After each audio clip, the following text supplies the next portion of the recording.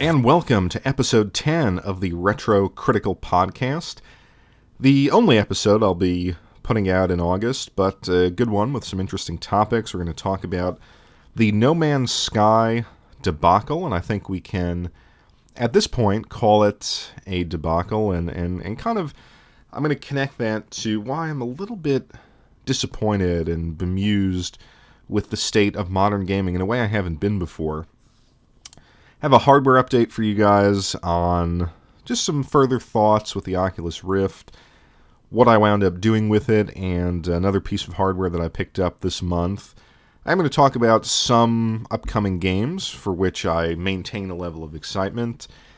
In the retro segment, we're going to look at the Retro League 1991 video game tournament, and this is one of the best projects every year in retro gaming. I think it goes unnoticed, and I'm going to kind of encourage you guys to participate, plus give you my picks for the tournament. And then I have an interview with the NeoTurboManiac. If you're not familiar, he is a really great YouTuber into Turbo Duo, TurboGrafx 16, Neo Geo collecting, and kind of going over the collecting scene for those systems. So, hope you enjoy. Here we go.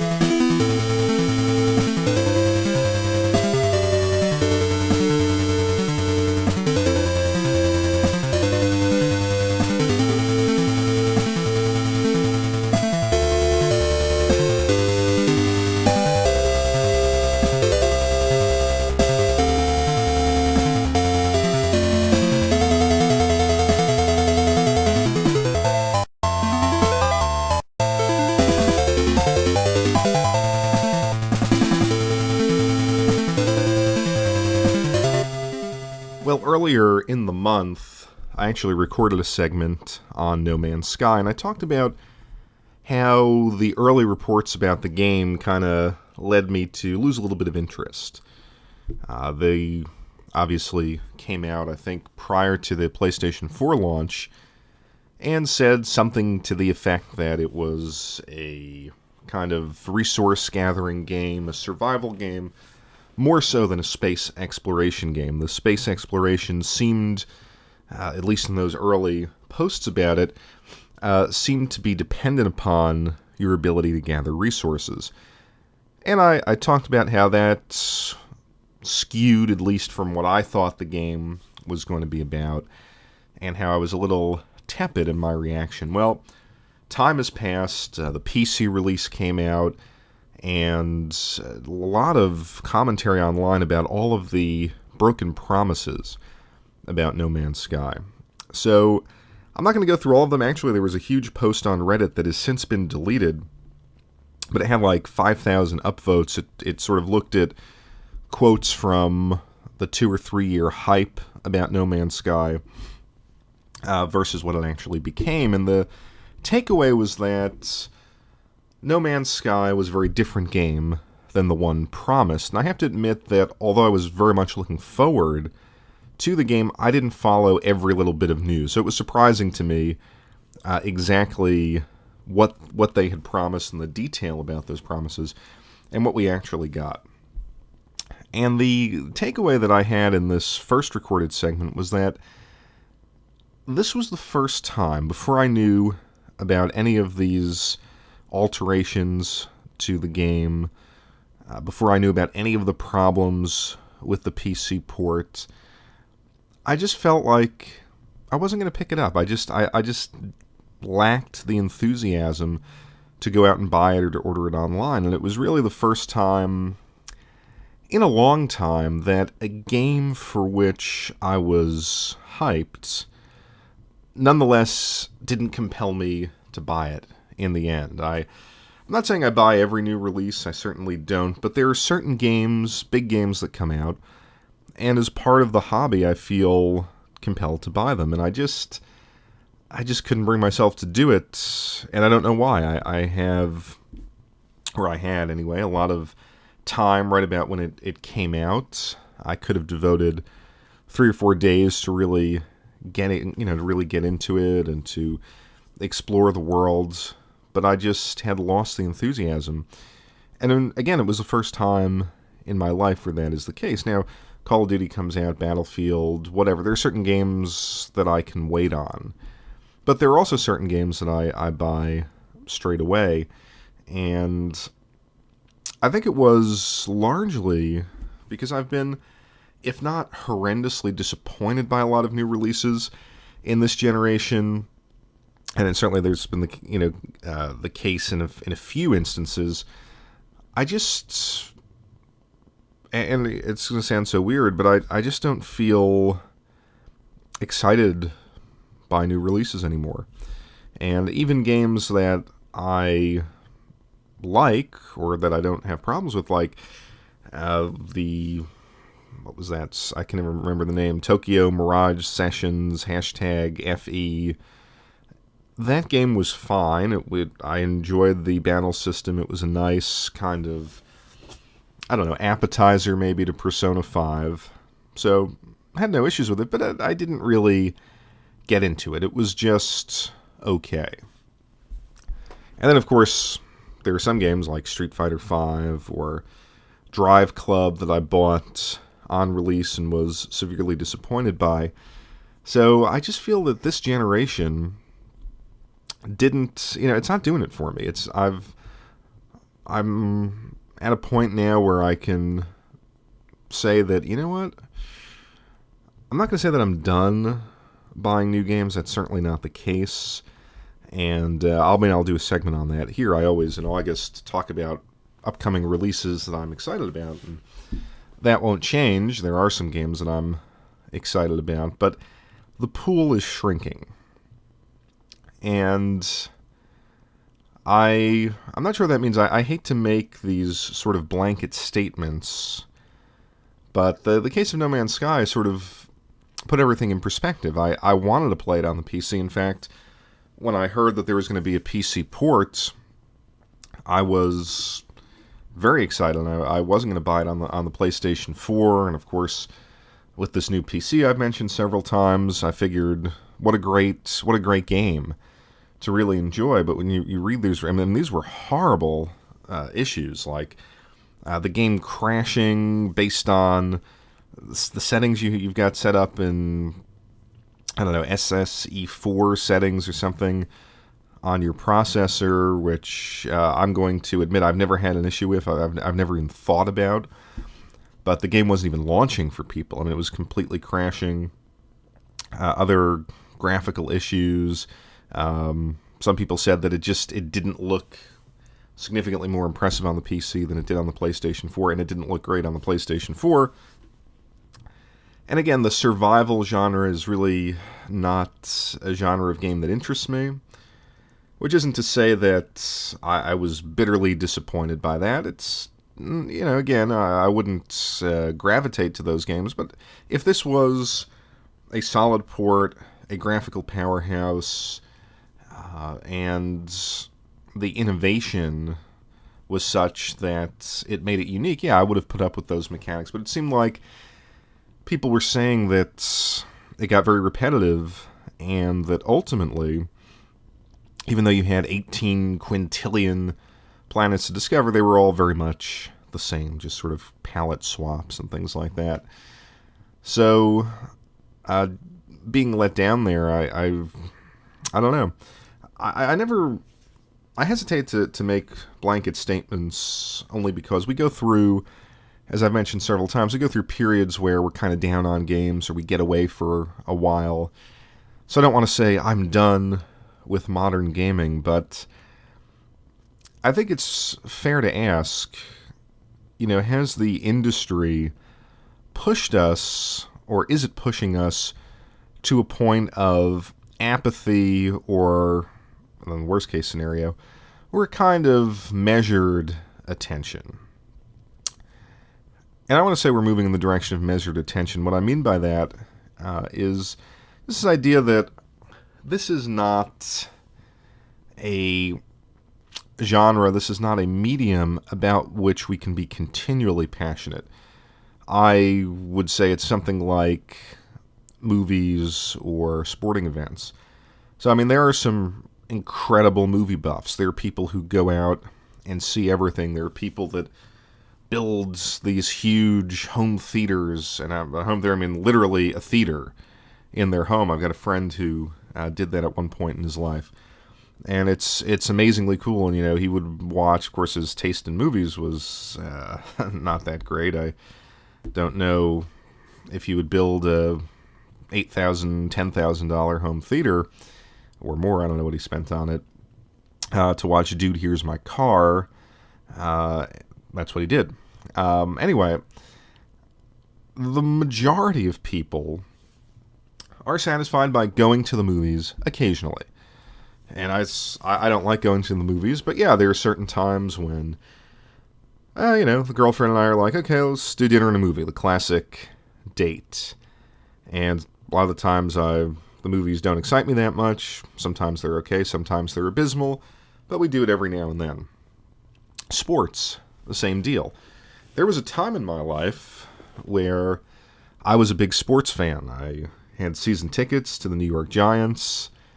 I would go to hockey, playoff games, basketball, baseball. I had the cable packages to watch all of that when I was a younger guy in my 20s. And eventually I stopped caring because of the frustration and the expense and the brain-dead commentary that you see in a lot of sporting events.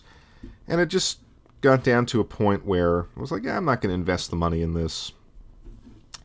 The funny story is they built this new Giant stadium, I guess it's called MetLife Stadium now, for $1.6 billion.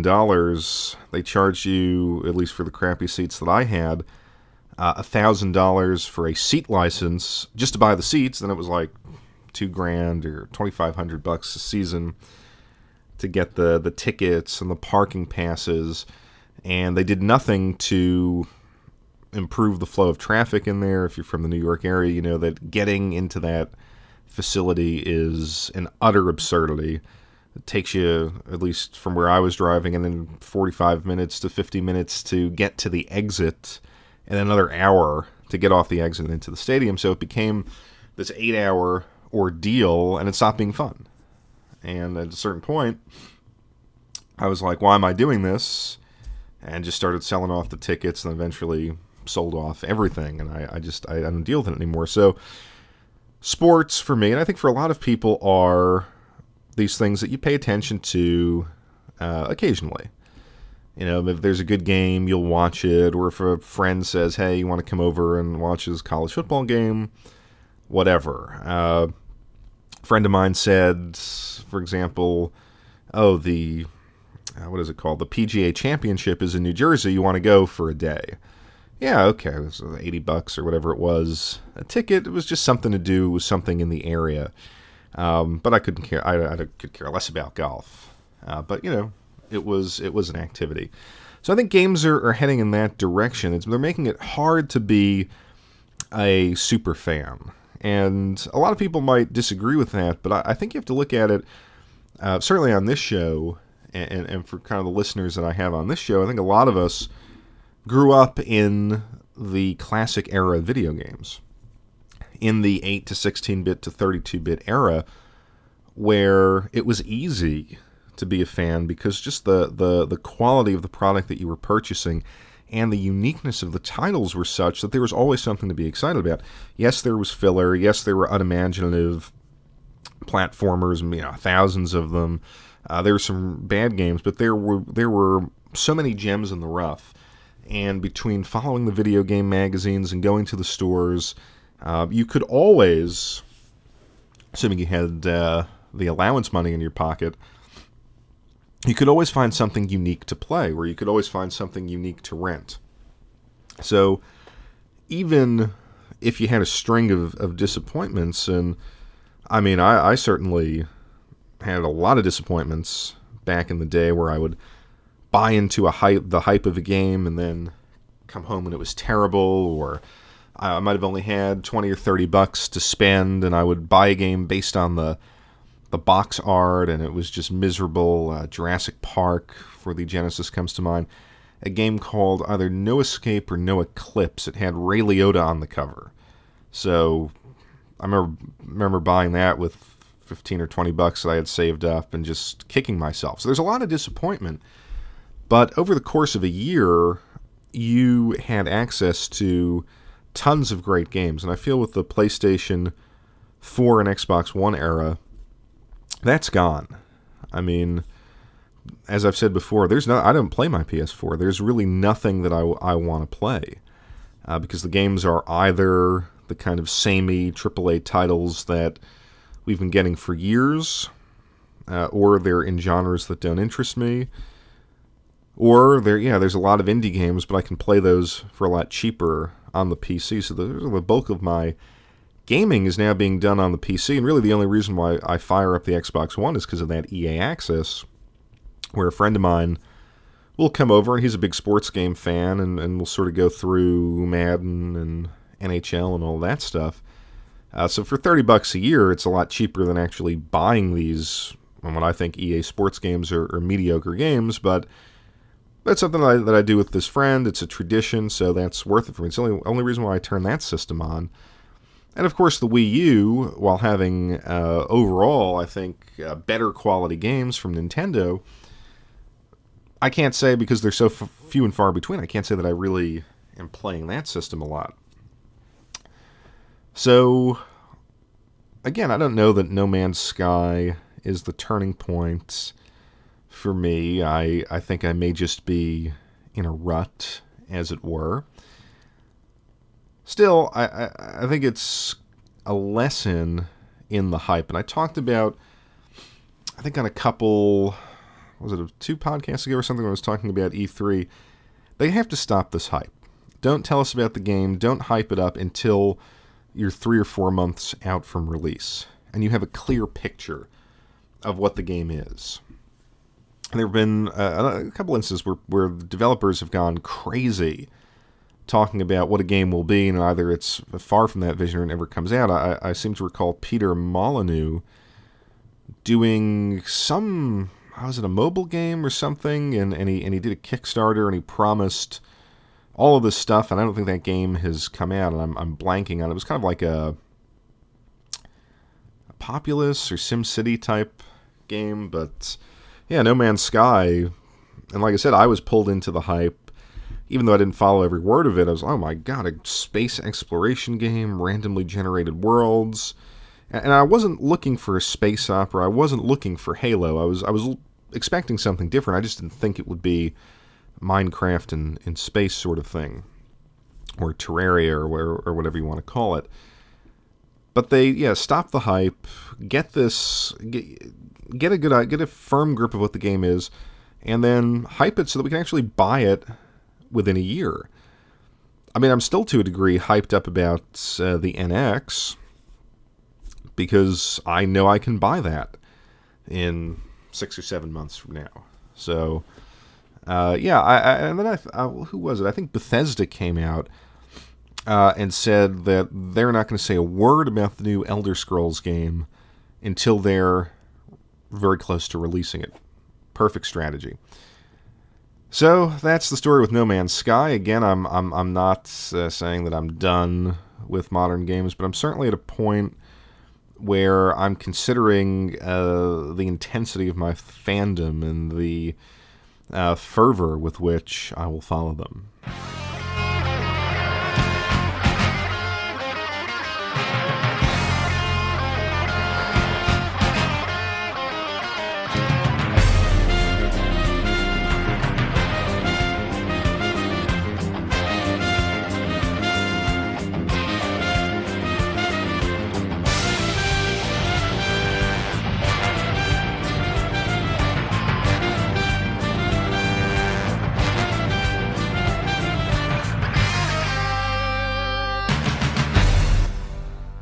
So now that you heard me kind of bash the state of modern gaming, I will talk about a few titles for which I am holding out hope. And one of them's coming up in probably a week or two now, and that is King of Fighters 14. And I know that some people have been a little down on this game because I guess they went to a 2.5D art style, but that's fine. To me, it looks great, and with Street Fighter 5 being such a disappointment on the PS4, I really want to hook up my Vulix arcade stick and play a serious fighting game. So it seems to be feature-rich. Well, I was going to say compared to Street Fighter 5, but that's not saying much. And I haven't been disappointed with the King of Fighters game in a long time. And I think 13 was one of those hidden treasures on the PlayStation 3. I'm not sure if it's on the 360 or not. But that game, it still had the hand-drawn art style. It was absolutely beautiful, terrific to play, a great throwback to the original series. And I'm hoping that they do take the leap and into 2.5D and make a great 2.5D fighting game. And it looks like it could be. So I will probably pick that up fairly close to its release date. Now, another game that I'm looking forward to, perhaps for the wrong reasons, is Recore. I'm very curious to see how Inafune's second project turns out, and it may be a little schadenfreude on my part, but you know, I think they're not even pricing it at $60. So I'm curious: is this like a sort of a bargain basement game, or is there some innovation there? I mean, it actually looked pretty good when they demoed it, I think, 2 years ago at E3. Nonetheless, I'm not sure if it's pleasure at looking at a car wreck or if it's going to show some promise for his company, because quite frankly, after Mighty Number 9, they need a hit, and I'm not sure if this is going to be that game. September 16th, we've got Dragon Quest VII, and I'm not really sure if I'm going to pick this up. You know, I have this for the PlayStation, and I got it on like a great eBay deal. I think I paid like $15 or $20 for it. And I tried playing it. It was one that I missed back in the day, and it's just such a long game. I'm going to be curious to see what the 3DS version is like, and maybe the save point system will be a little different. Not sure if I'm going to ultimately wind up buying it, but I am curious to see what they do with it. And then a game that I definitely will buy, probably on day one, is Forza Horizon 3, because I can play that on the PC and the Xbox One. Now, the Forza series has been actually one of the high points of this generation. It is a fabulous, fabulous racing game, whether you're playing Forza 6, Apex, or Horizon. And Horizon 2 was spectacular. Just driving through France and Italy, going off-road, you know, using your car to actually search out treasure and discover the landscape. A brilliant game. I've mentioned it. It's like kind of like a better version of Midnight Club, which was the driving engine of Grand Theft Auto 3 and Vice City, just, you know, without the third-person mechanic. So you were just driving around the city, discovering things, pulling off tricks. In this case, you're doing the same thing, earning credit, racing people. The Drivatar system beautifully implemented in these games, where you see someone coming up, you press a button, and you race them, and if you beat them, you get a certain amount of credits, and then your character will do that in other people's games, so you're actually earning money even when you're not playing. Just a terrific system, and supposedly on the PC it looks absolutely amazing. The setting this time is Australia, and it's not realistic. I mean, this is an arcade racing game, but it's done to perfection, so I will be buying that. And again, that value is terrific. I can play it in 2K on the computer and hopefully max it out, and then I can take it to the couch and enjoy it there. So I'll be doing that. Final Fantasy 15. Part of me really wants to buy it just because it's been so long since I've played a Final Fantasy game that I've liked.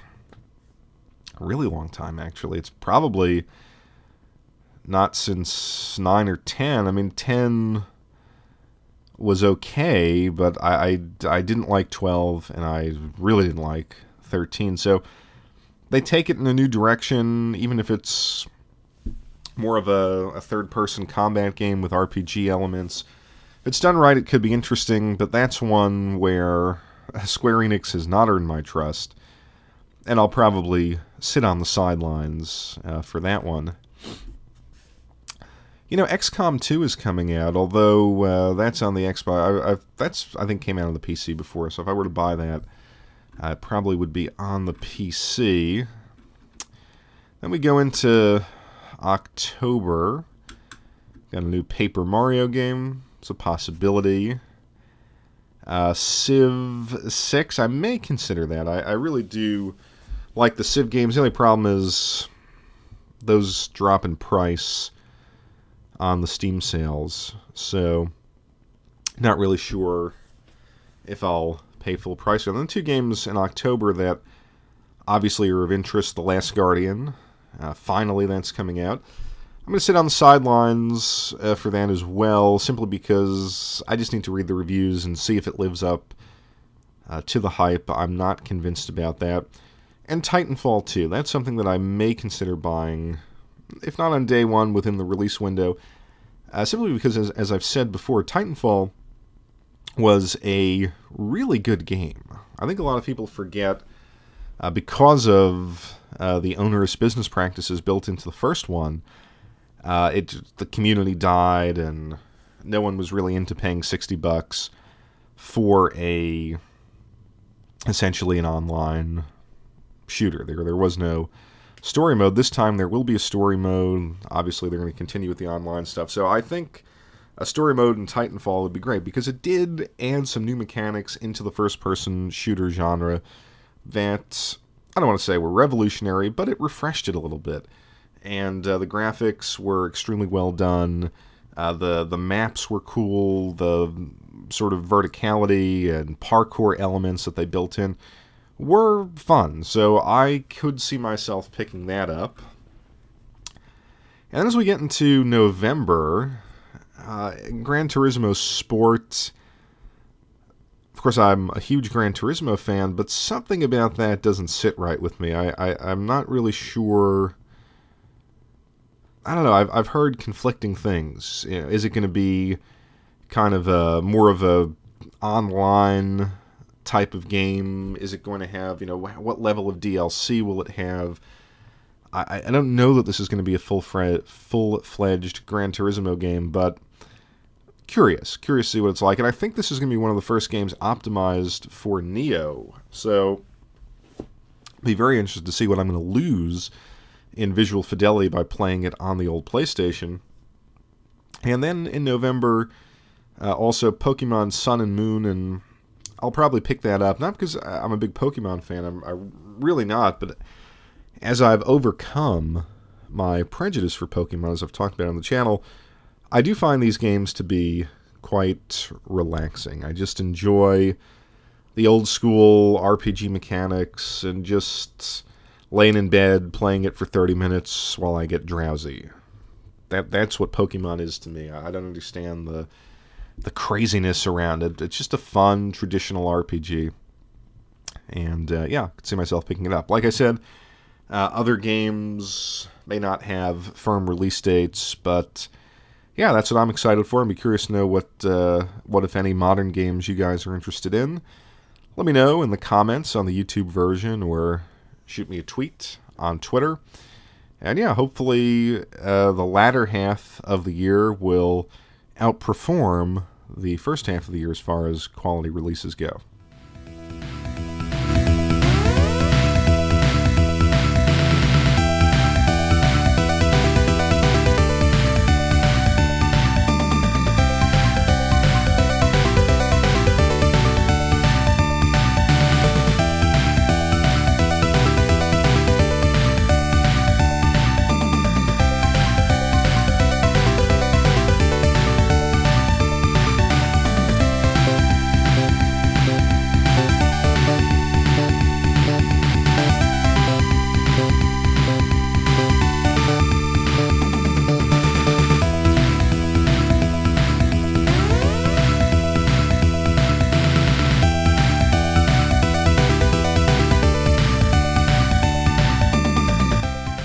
So for this month's hardware update, kind of a twofer, I want to continue talking about my experience with the Oculus Rift and then go into a kind of a smaller related topic to that story. The Oculus Rift, of course, I was very critical of. I gave a fairly in-depth account of that on the last episode of the podcast, and then I actually wrote what I thought was a pretty good article. So if you go to my website, it's the Game Escape at WordPress.com. It's up there. I think I tweeted it out, and the long and short of it is, it says it all in the title, that the most important settings that you need to worry about in VR are your expectations. Because after having used it a little bit more, I really have come to the conclusion that if you went into it as an enthusiast of what VR can become, then as you put that headset on, you feel like you are looking into the future. And it's very exciting.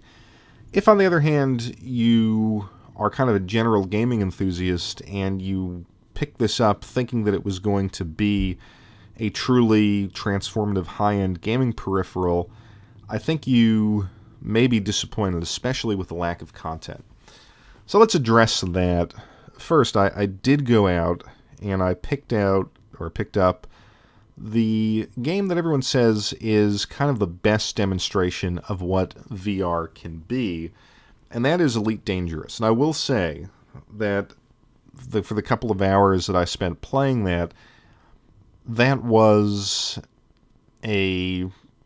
I don't want to say revelatory, but it was, I guess, an impressive look at the potential of VR, because you are in a spaceship. You're floating around these different galaxies. You're having battles. You're trading.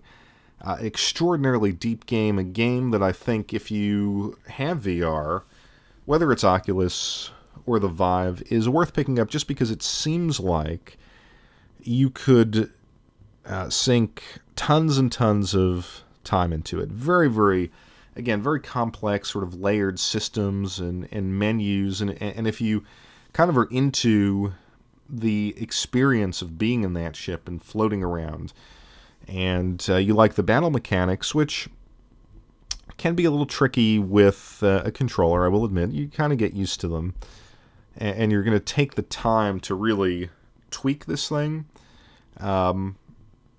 I think you probably won't regret the purchase.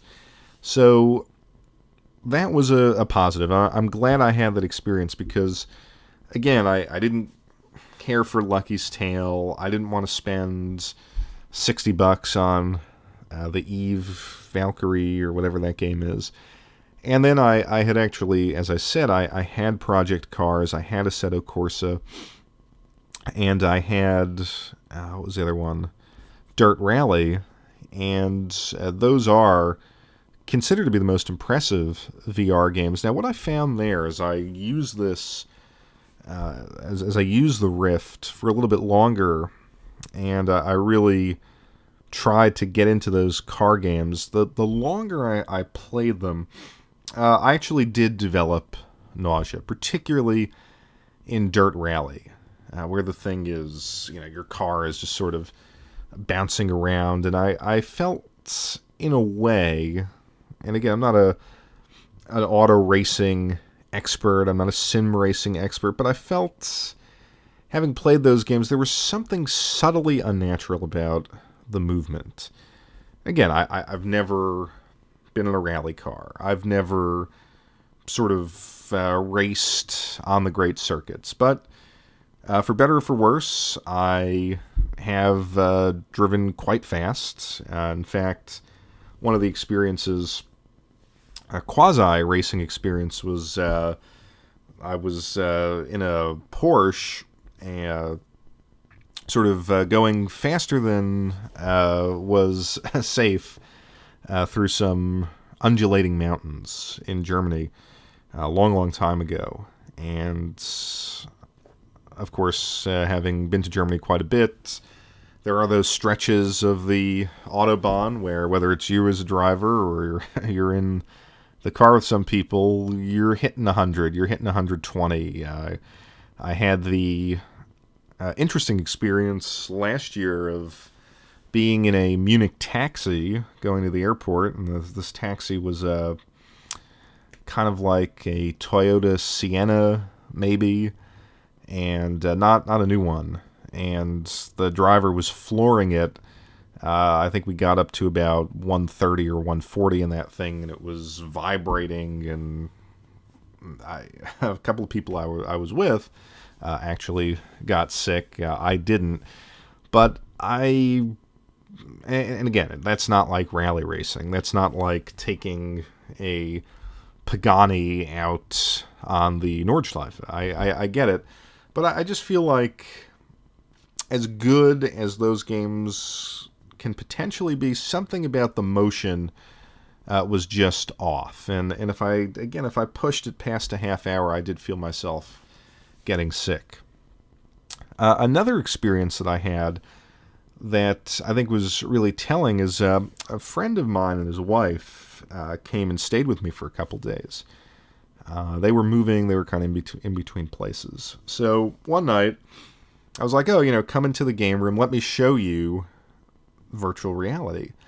And they both thought it was great. And it was kind of strange to have a weirdly social experience with a device that is isolating, because you're trying to, if you don't have it on, obviously you're telling them, click here, do you see that, what do you see in front of you, and to kind of see their reactions. And the wife, who is not a gamer by any stretch of the imagination, she actually enjoyed it, and you could see her kind of getting into it. So we played it for about, between the two of them, maybe an hour and a half, and they really were like taken aback that this was even possible. And they told me, they said, well, why don't you like it? Because I had it packed up in the box. Like, why wouldn't you just leave this hooked up and enjoy this?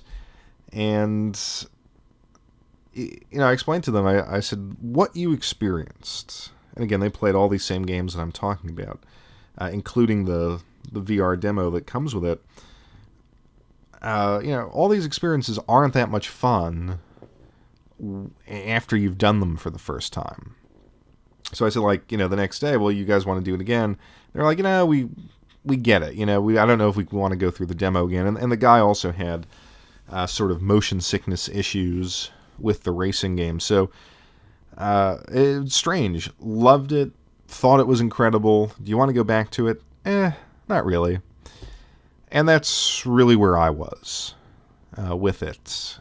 So what I wound up doing is I listed it on eBay, and it was actually funny because someone was trying to scam people, and they got into their accounts and was trying to order up all these Oculus Rifts, and so that I kind of got caught up in that, although I made sure that the person actually bought it. When I found out they didn't, reported it, blah, blah, blah. Long story. It's like, okay, I'm not going to sell it on eBay. So I listed on Craigslist and Amazon, and a guy contacts me, and we do a trade, basically, for it. And he traded a Microsoft Surface Pro 3. And I needed, doing a little bit of traveling, as you know, I kind of need a new sort of travel laptop that's not really a gaming laptop. I'm okay to kind of bang around and thin enough to throw in a suitcase and stuff like that. So I thought it was fair. I have a trip coming up. A couple trips. One bigger trip later, actually early 2017. And I thought this could be useful to have. So these Microsoft Surface Pros run, I think, between $700 and probably $1,400. This particular one, I think, was about $800 when it was released. I know they're on the Surface Pro 4 now, so I get this thing, and it's not bad. It's only got 4 gigs of RAM, but it has an i5 and an SSD. So it's a pretty snappy, even for that, 4 gigs of RAM. And, I'm not using it extensively because obviously it's not my main computer, not my main laptop. But as I'm sort of playing around with it, I notice that there's this kind of like area of screen that's unresponsive to touch because, of course, it has this keyboard that you attach to it, keyboard and mouse combo. Then you just pull it off and you can use it like a tablet. So I'm doing some reading about this, and I think, the guy screwed me, this doesn't work. But it's a very common problem with a lot of these Surface Pro tablets, including the new ones. The screen will stop responding to touch, which is infuriating on any touchscreen, but especially Windows, where you have a full Windows 10 install. Kind of hard to use if you can't touch part of the screen. And so I was able to fix it by, apparently there's this really esoteric fix where you got to get Microsoft C++ 2010 runtimes, and then some obscure little utility that Sony released for a totally unrelated product 3 or 4 years ago, and run it, and it does some sort of I don't know what it does, but it brings the screen back to life. There's nothing physically wrong with the screen. It's the way the Windows software interacts with the touchscreen. It just forgets that part of the touchscreen is there. So this Sony utility for some product that doesn't even exist anymore somehow corrects that. And I thought to myself, here's this, the Surface Pro, this is like the high-end Microsoft tablet, especially these newer ones that are even more expensive. How could you have that problem? How could you release a product, a touchscreen productivity device, where the touchscreen just magically stops responding? And you have to think that most customers are not going to dig deep enough to find the solution. And it wasn't posted to the Microsoft website. It wasn't the first thing that came up with Google. It was in a Reddit, a subreddit, on hit 4 or 5 of Google, and you had to scroll down, and that was only for the Sony thing. Then you had to figure out the deal about the runtimes and all of that. So it just kind of, at least in my own mind, my own experience, supports the argument that I've been making in various cases, that the hardware manufacturers and software developers are really kind of just treating you as beta testers. And of course, a lot of people have made that criticism, but it kind of reminded me of, I was reading an article, a totally different subject, about food regulations, I guess, testing in Europe and the United States. And they said that in Europe, before a product goes on the market, it has to be tested, especially a new product, that it's safe for human consumption.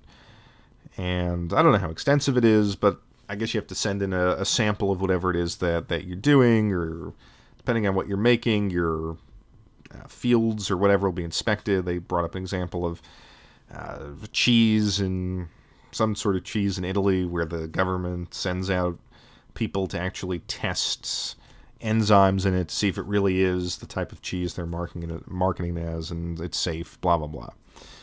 And they said, of course, in the U.S., you don't have to do that. The FDA kind of waits to see if there is some sort of problem with the product, or people eating this and getting sick, and then they will step in to address it. And I thought that was the exact mentality that these hardware manufacturers have. And I talked about it with the monitors. I've talked about it with other devices over the years, where it has to function within a certain tolerance. Like, does it turn on? Does the software load? Does it operate quickly? Does it more or less correspond to the feature set with which we're advertising it? Yes, okay, it's out there. They're not going to... I would imagine Microsoft didn't sit around and do an extensive batch of tests with different testers using different software on this thing to see that the screen stopped working. They probably did some tests and realized, it's a possibility. We don't know exactly what percentage of people will experience it. We don't know what causes it, but we'll just send it out into the wild and see how it plays. I think that's I talked about this with the monitors, particularly with the G-Sync IPS monitors that have a little the light bleed issue. Yeah, just send it out there, see what happens. Put the onus on the customer to return it. And that's a problem. The Oculus Rift itself, while I wasn't affected by this personally, there are some units that apparently, same deal. They've got the Fresnel lens flare.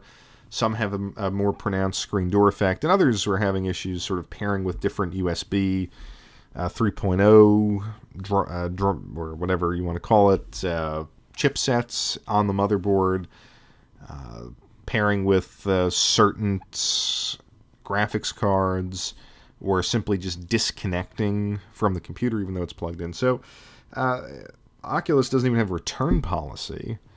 You cannot return an Oculus Rift for any of these issues unless it is, really obviously broken. If yours has a lot of lens flare and you can't read text, can't return it. If yours is overheating, or you have, as I mentioned in the written review, that some people find that there's this kind of like strip of purple on black scenes. If you have that, can't return it. If you find it's uncomfortable and it gives you motion sickness, you can't return it. So it's a mentality that obviously we should fight against. The way you fight against it is just not simply adopt these things when they come out. And I know that's hard to do, but it's actually getting easier for me. Just like I was talking about the video games before, I don't know if it's worth just going all in on this new technology. And that's sad. It's sad that they're using, we're paying for the right to see if those first couple of batches are really bulletproof. And if they're not, oh well. If you want to have that mentality, fine, but you better give a better warranty. I mean, I think Apple products are still, 90 days? So anyway, I'm not going to continue that rant. I've talked about that enough. So I've stepped away from VR. I'm not bitter about it. I will come back to it, probably with the next generation of headsets or even the generation after that. I think there's a lot of maturation that has to occur. There's a lot of content that needs to come out, and not this tacked on, add-on content, like a mission, a couple of VR missions, but I think people have to sit down and really try to design things for VR in different ways, and I think a lot of people who have it are kind of seeing that now. I don't know that people want to sit down and play a VR game with a controller. I've even read some people say that for as awesome as the Vive is, with that room scale support, that you kind of get tired of those games. Like they're very tech demo-y. They're creating scenarios based on a mechanic that's easy to reproduce with the hardware at hand, and then again building the concept around it. I think it's going to take a while for developers to kind of figure out, where does it go? I mean, can we improve the motion so people aren't getting motion sick? Because, I mean, for me it was mild, but I know there's some people reading on the forums that are really, really, really get sick because of this stuff. Does it turn out to, in order to have VR adopted widely, that you really need to come up with a different type of game rather than a first-person shooter or a racing game to have mainstream success? On the other hand, do people just want to passively observe a 3D movie around them and have no interaction with it? I don't think that's the case either. So I think there's even within this first generation of headsets, I think there's a need for developers to really ask themselves, what is this next paradigm going to be? Because I don't think it's going to be the traditional third-party AAA title just in a slightly more immersive environment. I think there's going to have to be some real work on coming up with new game design ideas, and I don't see that here right now. So, yeah, that's VR for me, but again, I'm going to see where it is in a couple of years. Introducing TurboGrafx 16, the next generation video game system. It's 4 times faster, so the games are more exciting. There are almost 10 times as many colors, so the arcade quality graphics are even more intense. And you can expand your system with a CD player for CD games with sound effects that are turbocharged. TurboGrafx 16 from NEC, the higher energy video game system.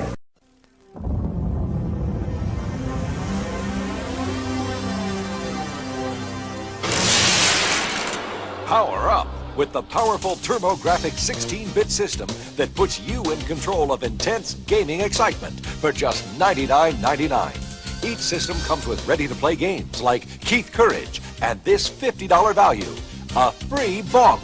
That's right, Bonk is back in the all-new Bonk's Revenge. Go bonkers with bigger, badder bosses, more powerful power-ups, and pre-hysterical action that'll have you cracking up when you're not cracking heads.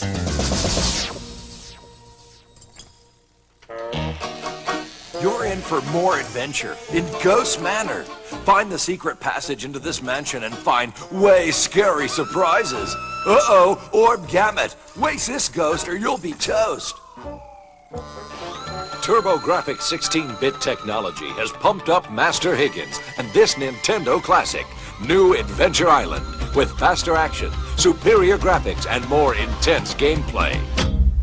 So the retro segment this week is going to have a theme, and that is to focus attention on some members of the community that really deserve attention. And we're going to start off by talking about the Retro League podcast, more specifically their yearly tournament. Now I'm going to start this off by saying that I recorded about a 20-minute segment on this, and it was deleted, so it's hard to come back and do it with the same energy and kind of go through everything again. But what I'll say is just a little bit about what they do. Basically, you take a year, we're on 1991 this year, you go through and you pick out the top 8 games for each system. And based on the release dates that you can find on Moby Games database, you can Google that, you can look up all of the release dates. That's what they go off of. Sometimes you're going to find that it's not wholly accurate, but it works. And then you submit. You got to go to the retroleague.com. They have a forum. Sign up for their forums and submit your picks per system. And the hosts, guy by the name of Jungle Rat Rob and another guy named Hugh, they tally it all up. Basically, they see which game for a given system got the most first place votes. They assign a point value to that and so forth. And they come up with basically a March Madness style bracket and pit these games against each other, and you can vote online, and it's all based on user votes. So this is something that I think everyone in the community should get involved with, simply because it makes for great discussion. I mean, we all have our nostalgic picks, we all have our preferences, and to sort of come together and really find a community favorite per system and then come up with the best game in a given year is an incredibly fun process. And as of this recording, I'm looking on their forums, and there's maybe only 4 or 5, maybe 6 entries, depending on the category. And I think there should be at least 25, 30, 40. This should be something that I think a lot of us should embrace and participate in. Now, granted, the more submissions they get, the more work it is for them to tally everything up. But this is a lot of work. They put in a lot of work, and I think it's been tragically overlooked by the community. I mean, I have fun doing it. I put out a series of videos last year where I actually captured footage for each of my top picks.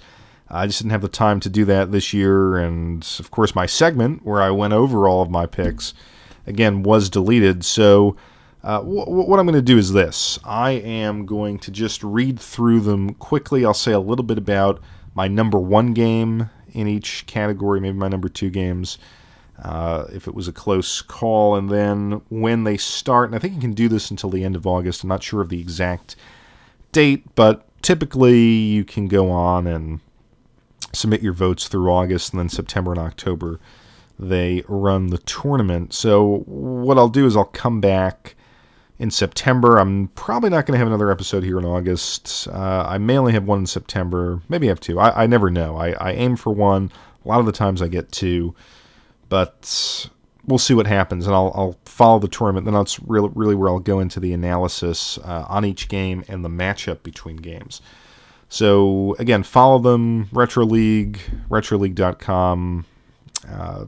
They, regardless of what you think of the show, and I think it's a nicely sort of presented show, the tournament is something we should all be involved in. So let's start off with my picks here. I started with the Genesis, and I'm going to read from 8 to 1. So my number 8 pick was Wonder Boy and Monster World, followed by Toe Jam and Earl, Road Rash, Columns, Ease 3, Castle of Illusion, Streets of Rage, and Sonic the Hedgehog. And I went with Sonic the Hedgehog because for as much as of the hate that goes toward those games, today I do think that the original Sonic the Hedgehog and then 2 and 3 were revolutionary.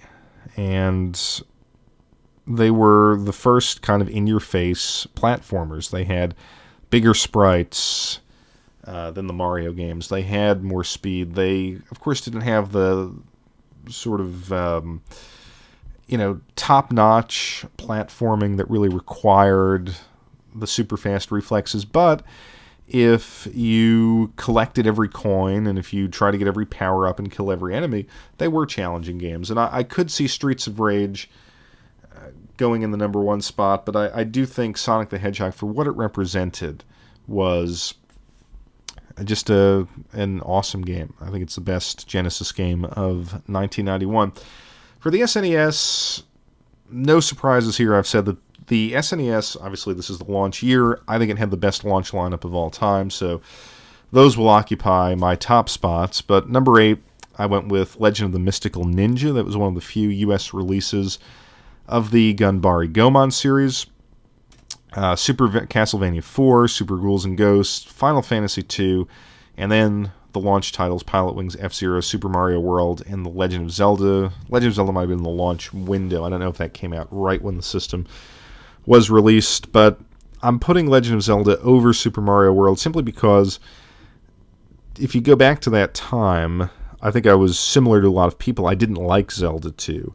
So to actually have an opportunity to play the, in my opinion, classic Zelda game with incredible graphics, just the rain sequence in the beginning, the light and dark worlds, mechanics, it was just a fabulous game, and I think it was, for me anyway, a deeper experience than Super Mario World, even though Super Mario World just had me salivating when I saw it. So I think that's going to be a 1-2 for a lot of people. F-Zero and Pilot Wings, you could also make an argument for both of those games, but I think for a lot of people it's going to be Legend of Zelda and Super Mario World. TurboGrafx 16, this is the year I got my TurboGrafx 16. It might have been at the end of 90, but I really believe it was in 91, really in 91. And this is where I think I have a mistake, but we'll see what happens. With Gradius, Raiden, Utopia 2, Magical Chase, the Moby Games database has that listed as a 91 release. I could have sworn it was later, but I'll go with it, and I'll put that at number 4. Number 3, Superstar Soldier, Bomberman, and Bonk's Revenge. I think a lot of people are going to pick Superstar Soldier, but I like Bonk's Revenge a lot. And even though it was kind of like an add-on, follower, mascot to Mario and Sonic, I think he had his own unique charm, and I think those games were solid platforming games. And if I'm not mistaken, this is the one where you could be the mini Bonk and possibly also the huge Bonk, and you had that big sprite. Very impressive, but just solid gameplay. So there's the TurboGrafx. NES, 91 for the NES, obviously Crossroads. Super Nintendo was out, writing was on the wall, but still some quality releases. Number 8, Captain America and the Avengers, Roger Clemens MVP Baseball. And I know that's an oddball pick, but a friend of mine had it. And again, this was before the really top-notch RBI baseball games on the Super Nintendo and Genesis. And I thought it was a very competent baseball game for that era. Double Dragon 3, rented that a lot. Blaster Master in 5, probably going to go higher for a number of people, but I only rented it a few times. It wasn't my cup of tea. I enjoyed it, but not as much as these other games. NES Open Golf. This is not the black box. This is, I think, the re-release with Mario in like a red and white striped golf suit. Battletoads, Tecmo Super Bowl, Mega Man 4. I could have gone either way. Probably put more time into Tecmo Super Bowl, but Mega Man 4 is a game that I've always enjoyed, and I think it's a good quality technical platformer with, I think, some of the best graphics in the series on the NES, or at least to my eyes. So it's a tough one, too. I could see Tecmo Super Bowl taking that for some people. Game Boy, also another transitional year in the sense that I think the Game Boy started really getting good in 92 and then transformed into an absolutely amazing system after that. But a couple of good games here. In 8, Teenage Mutant Ninja Turtles, Back from the Sewers. 7, Tecmo Bowl, Blades of Steel. Number 5, Operation C, Kid Icarus of Myth and Monsters. Castlevania Belmont's Revenge in position 3. Number 2, Metroid 2, and number 1, Final Fantasy Legend 2. And I think a lot of people are going to pick Metroid 2. I'm going to go with Final Fantasy Legend because they were, I think, very, very competent JRPGs that you could play on the go. Technically part of, I think, the Secret of Mana series, if I'm not mistaken, but that didn't matter back in the day. It was, and I've talked about in a number of different videos, that seeing a little world in your hands on the Game Boy was something special, and this was primitive compared to The Legend of Zelda, Link's Awakening, and obviously Pokemon, but it was the beginning of that, and I felt like it was a robust enough adventure to be enjoyable back then. So more of a personal pick. I kind of think Metroid 2 is going to win that category. And then the arcades. Tons of terrific stuff here. So I went with number 8, King of the Monsters, and in this segment that got deleted, I really talked about why King of the Monsters was special to me. And since I don't think it's going to get any votes, I'm going to repeat that here. Basically, at the end of the 80s, I remember kind of a resurgence of the monster movies.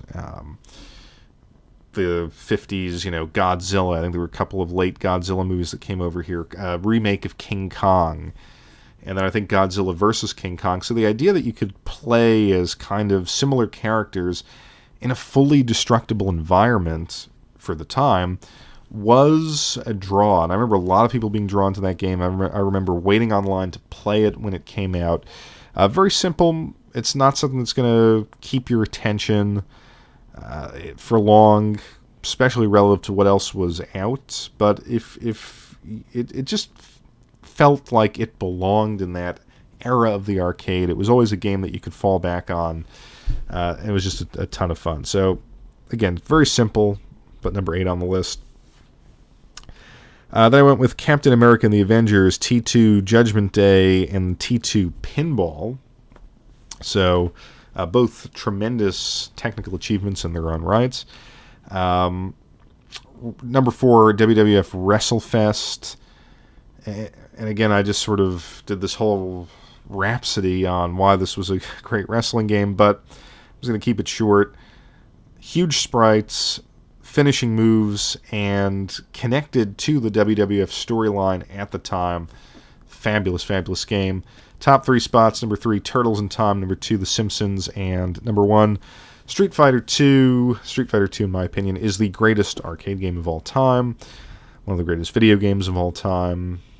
and this is one I'm going to fight for hard in this tournament, because I think Street Fighter 2 goes beyond just a mechanically brilliant fighting game, and there's a lot to say about its impact. But I could see Turtles in Time or The Simpsons taking it. I'll just say that Konami, they were on their arcade A game, and to me The Simpsons was their finest game that sort of captured that sort of cartoon, Saturday morning cartoon style. Although I guess The Simpsons was a Sunday night cartoon. But terrific brawler. So there's my somewhat abridged segment on the tournament. Again, they have PC and Mac. They have some wildcard systems where you could pick things from either that were on their way out, like the Master System, or the British and Japanese computers and stuff like that. So since I don't have a ton of experience with that stuff, I've left that off my personal picks. But again, takeaway here is to go on to theretroleague.com, sign up for the forums, and participate, because it's a great way to generate conversation. It was fun making the videos last year. It's going to be fun talking about this on future segments. So definitely check it out at theretroleague.com.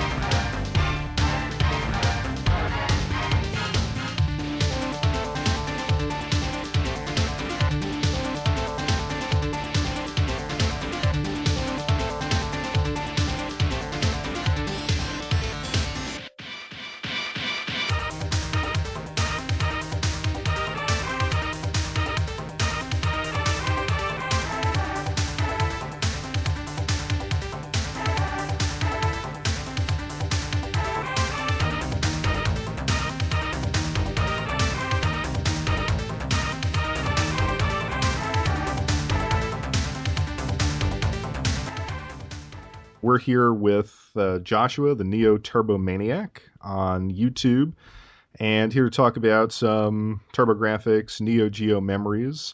And purpose of this segment is kind of introduce you to one of the more passionate guys out there on YouTube. Does some incredible stuff. So Joshua, thanks for coming on. Thank you, man.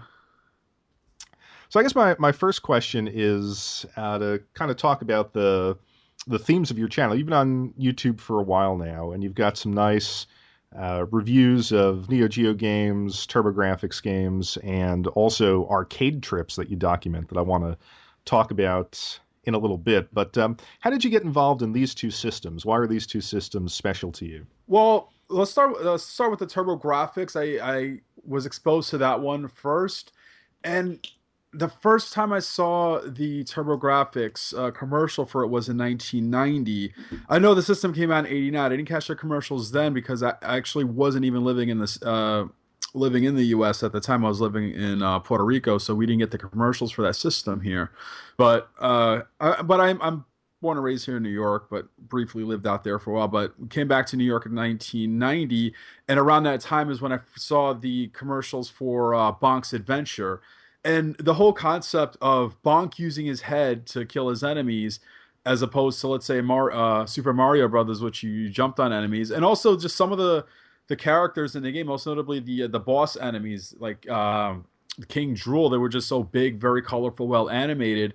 It was just something that was very interesting to me, and also some of the commercials I got to see later on that feature the TurboGrafx CD player, the Turbo Express. It was something that I felt was really ahead of its time. And I remember going to a Toys R Us in where I grew up, New York. I still live in New York. And I remember seeing it in person. And they had Keith Courage. It was Keith Courage and Alpha Zones. And I think also Bonk's Adventure that they had running on it. And that was when I knew I wanted to get the system. It was just something about it was very different from, at that time, the NES and the Sega Genesis. Yeah, that's actually a great point about Bonk's Adventure and how different it seemed, and just the mechanic of attacking people with your head. I actually, before this, I did a segment talking about I don't know if you're familiar with the Retro League podcast. Retro League. They're two guys, and they do every year a tournament Okay. where they sort of compare the best games from a given year. This year it's 1991, and you submit your top games for each system. And I kind of argue that the best game on the TurboGrafx from 91, at least for me personally, was Bonk's Revenge. Oh, I love that game. Because I think, and I was not sure about this, but that's the one that started the whole mechanic of getting really small and really big, right? That was the first... Bonk 3. Oh, Bonk 3 Yes. did that. Okay. All right. Well, you then I sounded like an idiot in that segment. I got to correct myself. But I really did love that game, and you have to put yourself back in the time where that was a unique mechanic. It was a unique look, and it was totally different. So it was. And I remember. Oh, sorry. No, I was going to ask you. Did you wind up picking up the CD for it as well at some point? At a later point, I did. The CD. Yeah, that thing was so expensive. I think it was like $399 at the time. It didn't even come with the game. Yeah. But I got the TurboGrafx. Or I should say my stepfather bought me the TurboGrafx the next year, 1991. Because by that point, also the price when 1990, I think the system was still like $159. Growing up, we really didn't have much money. But by 91, they did lower the price to $99. So for my birthday that year, my stepdad bought me the system, and I'd say it's still to me to this day the best birthday present I ever got. Really, it's funny. 91 was the year that I got it. Cool. I believe. I can remember if it was December of 90 or early 91, but that's when I picked it up. I didn't realize it was $99. Yeah, it was lower. It was at some point during 19. I think it was probably, if I can remember this, because I do remember seeing commercials for it. I know it was even advertised in Toys R Us or something like that. It was probably summer of 91 where they lowered it to $99. I don't remember exactly what month that year. Okay, cool. So what was your opinion? It's funny because I was talking to Johnny Millennium about this on the last episode. I didn't like Keith Courage in Alpha Zones. I mean, it was okay. It was all right. What was that the first thing you popped in and played? Yes, because when I first got the system, it was the only game I had, and then a few days later, we picked up Bonk's Adventure. Okay, cool. So that explains the TurboGrafx. How did you get into Neo Geo? That's kind of a fascinating story to me because obviously it was the holy of holies, the holy grail when I was a kid. The first time I remember hearing about it was a TV show, Video Power, which came on. Let me ask you, you're from New Jersey, right? Yeah. So you remember WWOR Channel 9 used to absolutely. used to air Video Power on weekdays, and I remember there was this one segment where they actually introduced the Neo Geo. I think it was I never remember which game it was, but now I know it was Ninja Combat that they were showcasing when they did the demonstration of the MVS unit, and then when they went to the game show format, the Neo Geo was oftentimes used as a grand prize. And also, Nick Arcade had often featured the Neo Geo in its lineup of games to play as part of a video challenge. And I think a lot of the games like Magician Lord, Ghost Pilots, King of the Monsters. And the thing about that was it's just like everything was just so freaking big. And I think it was like a selling point for 16-bit games back then. The sprite the size of the sprite characters were so freaking huge. Like in a Bonk's Adventure, going off to the Sega Genesis games like Sword of Vermilion, had an advertisement that featured very large characters, and that was like the selling point. Like 8-bit games can't do stuff like this. And there was a grocery store like a block from my house that got a Neo Geo MVS unit. And really, like the one game that I was really a big fan of back then was Fatal Fury. Okay. A big Fatal fan of the original Fatal Fury. I know it's not. I mean, when you look back now mechanically, it's not the most perfect game, but it was just a lot about Fatal Fury that I liked. And one of them graphically, it was just very detailed. A lot happening in the backgrounds, and I like the whole transition between day, evening, and night between each round. And yeah, the multiplayer format and the 2-on-1 battles was pretty unique. It was pretty cool features that they had in the game, and the soundtrack. I mean, considering the age of that game, I'll tell you, I actually like the soundtrack of Fatal Fury better than Street Fighter 2. Really? Yeah. See, that's interesting because the first Fatal Fury, I did play that in the arcades, and I kind of became a fan of the series as it grew into kind of like the '97. What was that special bout? Real Uh, Bout. Real Bout, Real Special. Bout. And That was the one that I really liked. I kind of thought the early ones to me felt a little cheap or deliberately difficult. Like it just wasn't Street Fighter. I was so prejudiced by yeah. Street Fighter. No, but they were the early Fatal Fury games were very difficult. I think it wasn't until probably the Real Bout series where they kind of eased up on you. Those Yeah, well, that's yeah. probably why I like that one. And though, like, there's always certain characters, like the Real Bout series, for example, probably one of the most annoying characters to deal with. And even in the original Fatal Fury, he was a pain in the ass, and that's Billy Khan. Mm, Very absolutely. annoying character to fight. Yeah. So now, I mean, when did you get your hands on the actual system at home? Believe it or not, only about 2.5 years ago. 2.5 years ago? Okay. Yeah. All right. So it wasn't. I was like, oh, did you actually have that back in the day No, as well? I wish. No. Part of it, well, obviously when it first came out, I wasn't old enough to work yet, but like a couple of years later, even when I was old enough to work, the system was just too expensive. And I mean, looking back now, if I would have had better resources, I probably could, if because I'm sure there were people selling them used, whatever through maybe classified section or something like that. And I'm sure that there were probably retail stores that carried the system that probably would sell it at a steep discount to get rid of it because it wasn't selling at its regular price. I mean, if I probably would have done more homework on that, I probably could have landed one back then. But no, but it's one of those things that even years later, uh, when I finally was able to afford a system like that and its games, I just never was able to. And this is bidding on eBay, never able to win one. Yeah, I think that's a good point. I don't think a lot of people forget that, with MAME and with all of the Mm-hmm. compilations that have come out for various systems, it's like now you can enjoy Neo Geo so easily, but back in the day to actually have the experiences that you can have at home now, I mean, would have cost an absolute fortune. I mean, it was Exactly. $649 for the regular system. The games anywhere between what was it, 100 and 300 It was bucks? they started off at 200, and then I think as 200. time Okay. passed, it was higher and higher because the meg counts for the game just got bigger and bigger. So yeah, So, I mean, I think if you were a kid back then, and let's say you got the system and your parents were nice enough to get you two hmm games, I think those games would have probably faded over the course of a year. I mean, yeah, you had to be, incredibly wealthy yeah. to enjoy the system like a Nintendo, like a Sega Genesis, hmm things like that.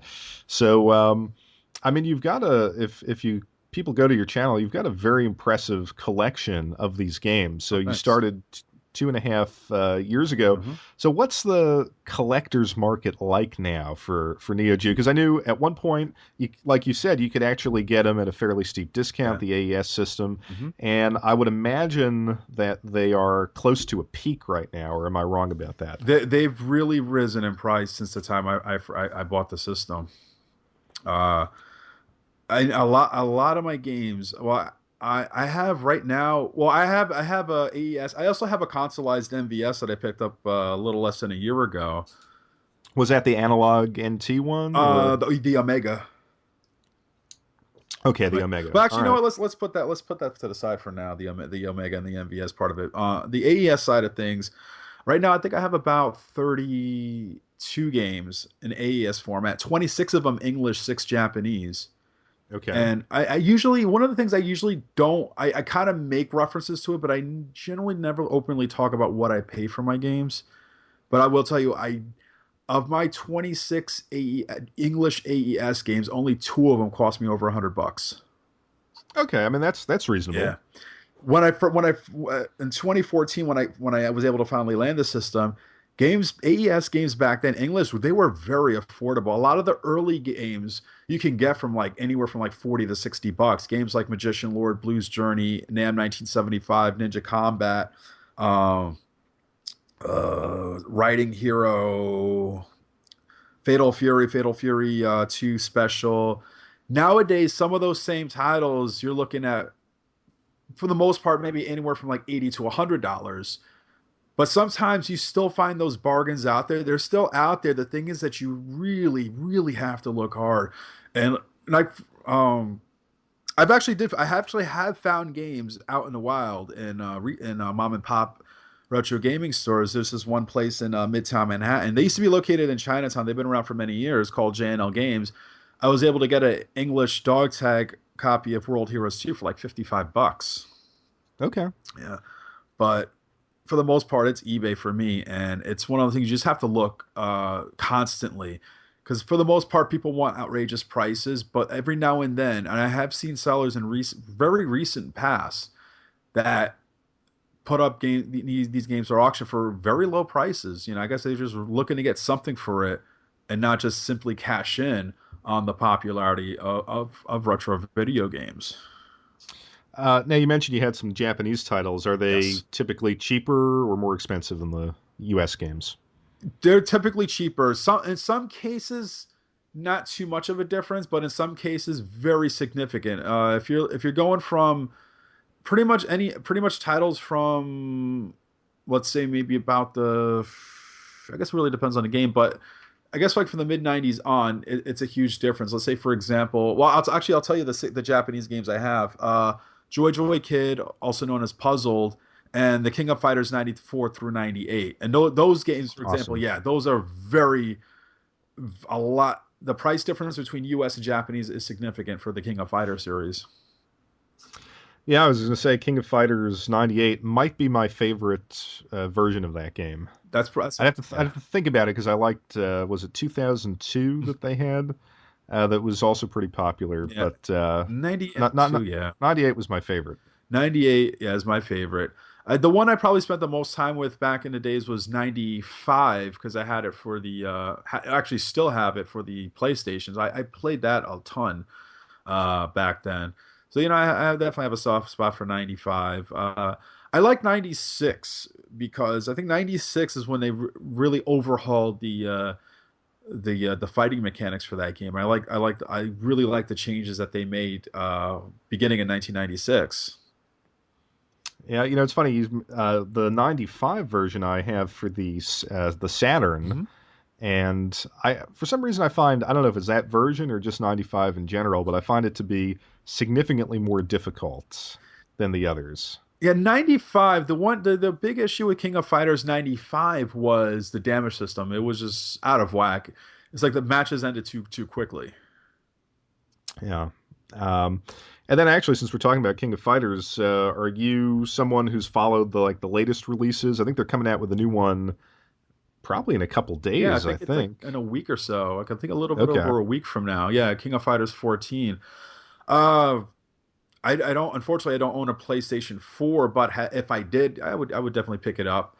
I remember seeing the first trailers for it on YouTube, and I think the initial trailer had an overwhelming number of downvotes, and Really? a lot of the criticism was towards the graphics of the game. Yeah, because I think they abandoned the hand-drawn Yeah. style and went with that 2.5D thing. Hmm. To me, that's not a huge issue if it plays If it well. plays well, I mean that's like one of my concerns is the transition from 2D sprites to 3D character models. They do tend to have like a different feel to it, so that's like the one thing I'm curious about. But then as the later trailers came on, the number of downvotes significantly dropped.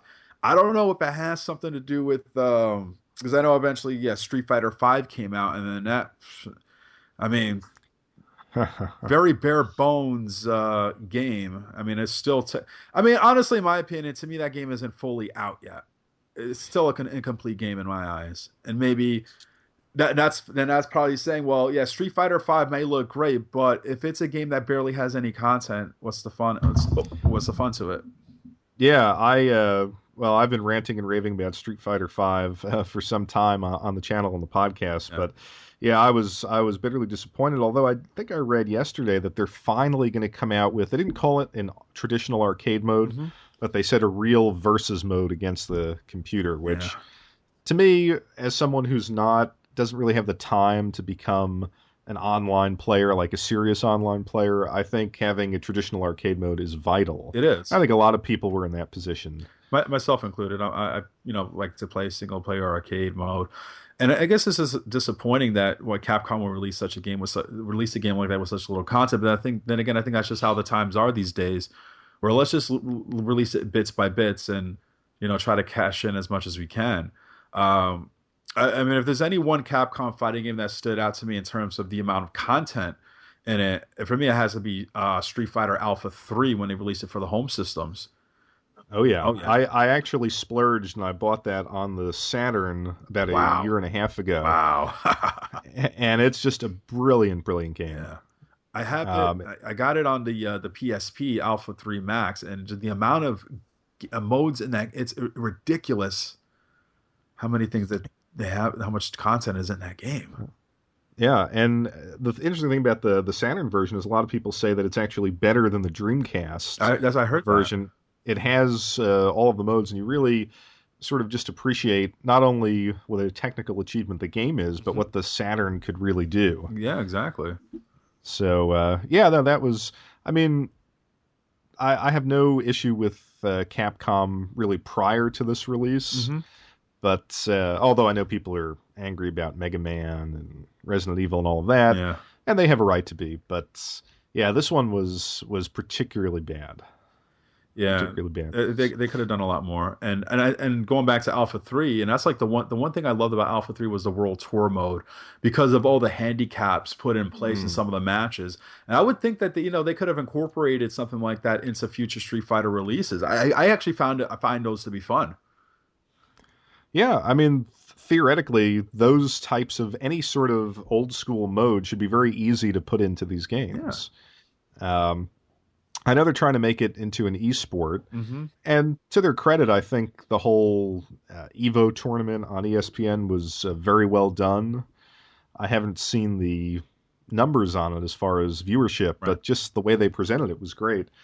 But I just don't understand why you can't have that and these cool traditional modes that we're all used to. Yeah, exactly. But anyway, So, just getting back to the Neo Geo, yes. for a while, the idea was that you would purchase something like you were talking about the Omega. You'd get a consoleized MVS to get some of the games at a lower price point. Mhm. Is that still the case? Because Oh I know yes. that Oh yes. the MVS systems, these consoleized MVSs, are still quite expensive They themselves. they are expensive, but they're definitely worth it.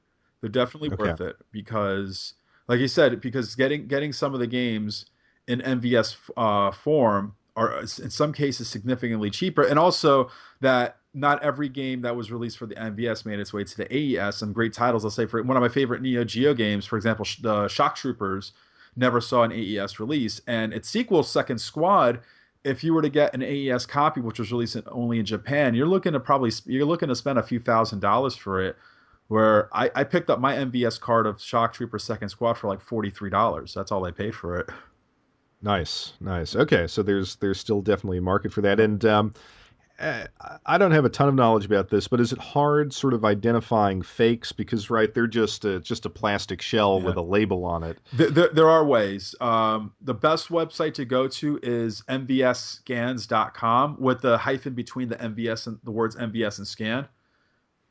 Okay. Yeah, there. If you go there, they have a listing of all the titles and pictures of what the proper board should look like and what bootlegs would look like. Um, so that's the best way. And the MVS cartridges they're very easy to open. They're very easy to open. And they're to take out two boards from the cartridge. The only thing you really have to concern yourself about when you're opening up the MVS carts is breaking the label, and also. Okay. The early Neo Geo games, I would take it up until maybe about 1991. They had a seal where you would like the cartridge shell. You had a seal that went over the crease or the seam of the cartridge shell itself. It would have like the serial number and a warning. If you break the seal, you'll void your warranty and stuff like that. I have MVS cards with that seal. I do not open those. I leave those. Okay. Yeah, I don't like to break the seal. I mean, not to say that SNK, but I just prefer to leave it that way. And I would have no doubts that those are. I would definitely be confident that those are the real thing. But I think there are like certain titles that probably bootleg more than others. Probably like the more sought after titles. for the MV, especially for games that are otherwise very expensive to get, whether it be a legit MVS or AES. Like I actually I'll admit this, I got duped into buying a bootleg copy of King of Fighters '03. Yeah, I Okay. got a bootleg copy of that. Well, hey, if it's only one and all the stuff you have, I guess Yeah, that's not it's not terrible. terrible. It's the only bootleg I have. Now, this is kind of a minor point, Yeah. but yeah, these are fairly bulky Hmm. games, whether it's the MVS or the AES in the box. I mean, have you had trouble storing all of this stuff? Have you built like a specialized solution for storing them? I have a bookshelf that's it's pretty tall. It's about almost 6 feet high. I have one, two, three, four, five shelves. It's completely full, Okay. completely full. And for the MVS games, I get my cases from SouthtownHomebrew.com, where they Okay. do the clamshell cases. Not the clamshell. I'm sorry, I'm thinking of something else. The shock boxes with the inserts. Now for the inserts, I typically will get inserts that were the same ones used for US AES releases, or in the cases of games I never saw an English release, inserts that would kind of resemble something that had been released here in the US. So I just like how they look. Yeah. No, I would encourage the listeners to go and check out because you do the collection update videos Hmm. on the Neo Geo, and I find it fascinating just to see all the stuff that you have and to see it all kind of laid out Oh, there. thanks. Um, so I always when I talk about Neo Geo, I always like to ask the opinions of people like who are fans. What did you think of the follow-up systems like the Neo Geo CD, the handhelds, the Pocket Color, and then of course that I don't know if that's an official system, that handheld The thing that X, yeah, came out a few that's years ago. that's official. Okay, The Neo Geo CD, I do remember it back in the days, but the one thing I always remember hearing about were the load times were sometimes intolerable. But although I don't brutal. think that applied to every game. I think it depended on the game that I think some of from what I know here or whatever, I think some of the early release Neo Geo games on the CD weren't that bad in terms of loading times. It was very minimal, but it's some of the more later games that came out, let's say games that were released for the MVS AES from maybe the mid '90s on, probably even earlier. That I think they often had like remix soundtracks or stuff like that, so you had to load that stuff up or whatever the case may be. But some games, I think the Last Blade, for example, I think was one game that was notorious for for poor loading times. Also, I didn't know this then, but it's like one of the things I know this now, and that's like the great thing about having the system. Even only for the past, there's so many things you learn that you maybe did not know of back then. And there were actually some games released for the Neo Geo CD that were actually not perfect conversions from their MVS or AES counterparts. Really? Yeah, one example would be Art of Fighting 3. Hmm. The character sprites are considerably, they're a bit smaller on the Neo Geo CD. Yeah, I guess I could see that. You don't quite know how powerful that Neo Geo CD really was. Presumably not as powerful as the AES in certain cases. And of course, that game is a game with huge Oh yeah. sprites. Oh yeah. One of my favorites. I didn't really care for the first two, but Art of Fighting 3 Oh, is a that masterful that game. game is so beautiful. And one of the things I like about Art of Fighting 3, it's a very here's the funny thing. I was actually doing a Skype call about 2 nights ago with some friends, and we were talking about Art of Fighting 3, and I was mentioning that Art of Fighting 3 is a very unique title because I mean it's a 2D fighting game, but it has mechanics and features found in 3D fighting games. Yeah, and that sort of zoom, that camera Hmm. zoom that it had. I mean, really impressive. But yeah, that's a good point. I never thought of it in that way. But you're right. It does have a lot of those 3D the, style fighting the rush, it mechanics. has the rush combos The that you can rush. do, juggling. You can even do pursuit attacks, kick them when they're down on the ground. Yeah, I thought it was just a fascinating game, Hmm. and it must be great to play it on the original hardware. It I've is. only ever played it. Well, I have it on the PlayStation 2 collection, Yes. Art of Fighting Yes. collection, but that's about it. Um, it's funny. I picked up the Pocket Hmm. Color about 3 months ago, and it was a system I totally neglected in its time, but I got like a bundle deal on eBay, and although the screen was not great, and I basically just decided to play these games in emulation, Hmm. I was surprised at how much of that spirit of Neo Geo they captured in that system. Yeah, I remember my best friend had a Neo Geo Pocket Color back then, and I've seen some of the games. They definitely do. Some of the fighting games, like I think they had like I know they had a Fatal Fury game. I think that's based on the Unreal Bout. They think they did Last Blade, Samurai Shodown. It still definitely does capture that. Yeah, and even the oh god, Metal I'm Slug, Metal Slug. Metal So Slug, God, yeah. yeah, they had two Metal Slug games Hmm. that came in this bundle, and they were I think really solid approximations of the original Metal Hmm. Slugs. By the way, I would imagine those are expensive. The Metal Slugs. Yeah, to get them on the AES. Oh my goodness! Especially The the later ones. first one. Actually, the first one is considered the rarest of them all. It's on one of those. Really? I would probably say it's borderline mythical. Really? I think Metal Slug won AES, whether it be English or Japanese, probably more so English than Japanese. It almost probably borders on mythical status. Wow, I would Yeah. imagine that. I thought it would be the later ones, but Yeah, no, the early ones. Two. I think they're very uncommon. Any one of them. I have seen price, and also the issue with the Metal Slug games. I think those are. I don't know for sure, but I would bank money that those are probably the most bootlegged AES or reproduced AES cards, where they'll either do like a repro, what do they call it, conversion, or just a bootleg, whatever the case may be.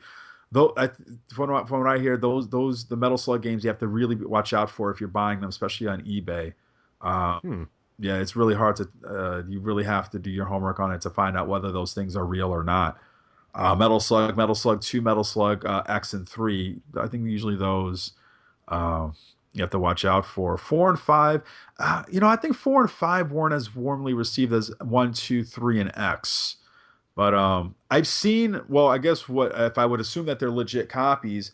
I've seen, let's say, for example, Metal Slug X. I don't know what it goes for these days, but I know maybe like a year ago or so, I've seen copies sell for like around like 1,200, complete with manual, and I've seen one without a manual for like about 1,000. Same thing with Metal Slug 3. I've seen it go for around $1,000, but then games like that they can easily escalate it to the 2,000s these days. Wow. Yeah. That is that's a level of game I don't think I'll ever purchase. Yeah, me neither. That- MVS. Now the funny thing is the MVS cards are very affordable. You can get any really? one of those for under $100. Sometimes as low as 50. All right, so there you go. There's your reason to get Yeah, a consoleized MVS. Now, exactly. can you play AES games on a consoleized MVS? Did they manufacture it that way, or is No, there? no, no, because the cartridge the pin layouts for the cartridges are different. The MVS pin layout they're wider on the MVS cards compared to the AES cards. But Okay, what they do have is for the AES they do have MVS to AES converters, which I okay, do own one. I was using that when I would play my MVS games on my AES before I got the consoleized MVS. But though actually I was actually going to sell my converter, but I actually decided not to. I'd rather keep that as a backup. okay. But The other question I wanted to ask you about collecting this stuff is how's the hardware reliability on the AES after all these years? Because as a TurboGrafx guy, eventually you're going to have to yeah, recap the system and stuff like that. Is the AES reliable, or does it have some it does problems? have its issues from time to time. Sometimes when I plug in when I insert cartridges, they won't load up, or sometimes the graphics are all glitchy, or the sound. Sometimes the sound is off as well. Usually, what I end up doing is sometimes they just have to clean up the connector pins on the cartridges, and after that, they work fine. So I feel like every now and then I have to do that with the cartridges. I guess depending Okay. on the system, sometimes it's this actually happened with my AES. Sometimes if I accidentally nudge it, it'll reset. Huh. That has happened, at least on my AES, it's happened. But yeah, sometimes the games maybe they don't always load up perfectly, but usually if you just clean out the connectors, they'll work fine. Okay, so I'm gonna give you a question here that's fairly rudimentary, but I think we'll end the discussion of the Neo Geo with this. Hmm. Um, if you're just trying to get into Neo Geo collecting, what's your best piece of advice for someone new to the territory? Well, first, yeah, obviously you want to have a lot of options available to purchase these games. I mean, honestly, right now these days, eBay. I mean, at least for me, it's worked for me. So if you're gonna go eBay, your best option, save like Neo Geo, anything Neo Geo, MVS, AES in your searches. That way you can have your new listings low in your feed and check all the time. Not just don't casually check for Neo Geo games if you're going to eBay route. Don't just check like every few days. You got to check every day, many times a day. Because sometimes what happens, like I said, for the most part, the games can be pricey. They're higher than, let's say, what they were 2 years ago. But every now and then, you do get games that are bargains, and they get snatched up rather quickly. I should know, but it's you got to search aggressively. Also, Okay. if you, for the most part, it's usually games that are buy it nows or best offers. Those are usually the ones that you get the best deals, and sometimes also lots. I've actually got lucked out on lots big time on eBay. But if you're gonna do traditional auctions, I would say just know your limit. Don't go into crazy bidding war because that's how prices get out of hand. I've seen it with a few games. For example, I've seen a U.S. copy complete of King of Fighters 96 in an auction where it was down to 15 seconds. The price of the game was around the low $300. And 15 seconds later, it finished up at 960. Wow. Yeah. So you don't want to go into these crazy because that's how prices get jacked up big time. Know your limits, but the key thing is look all the time, every day, many times a day, because you just never know when that bargain will come in and it will get snatched up very quickly.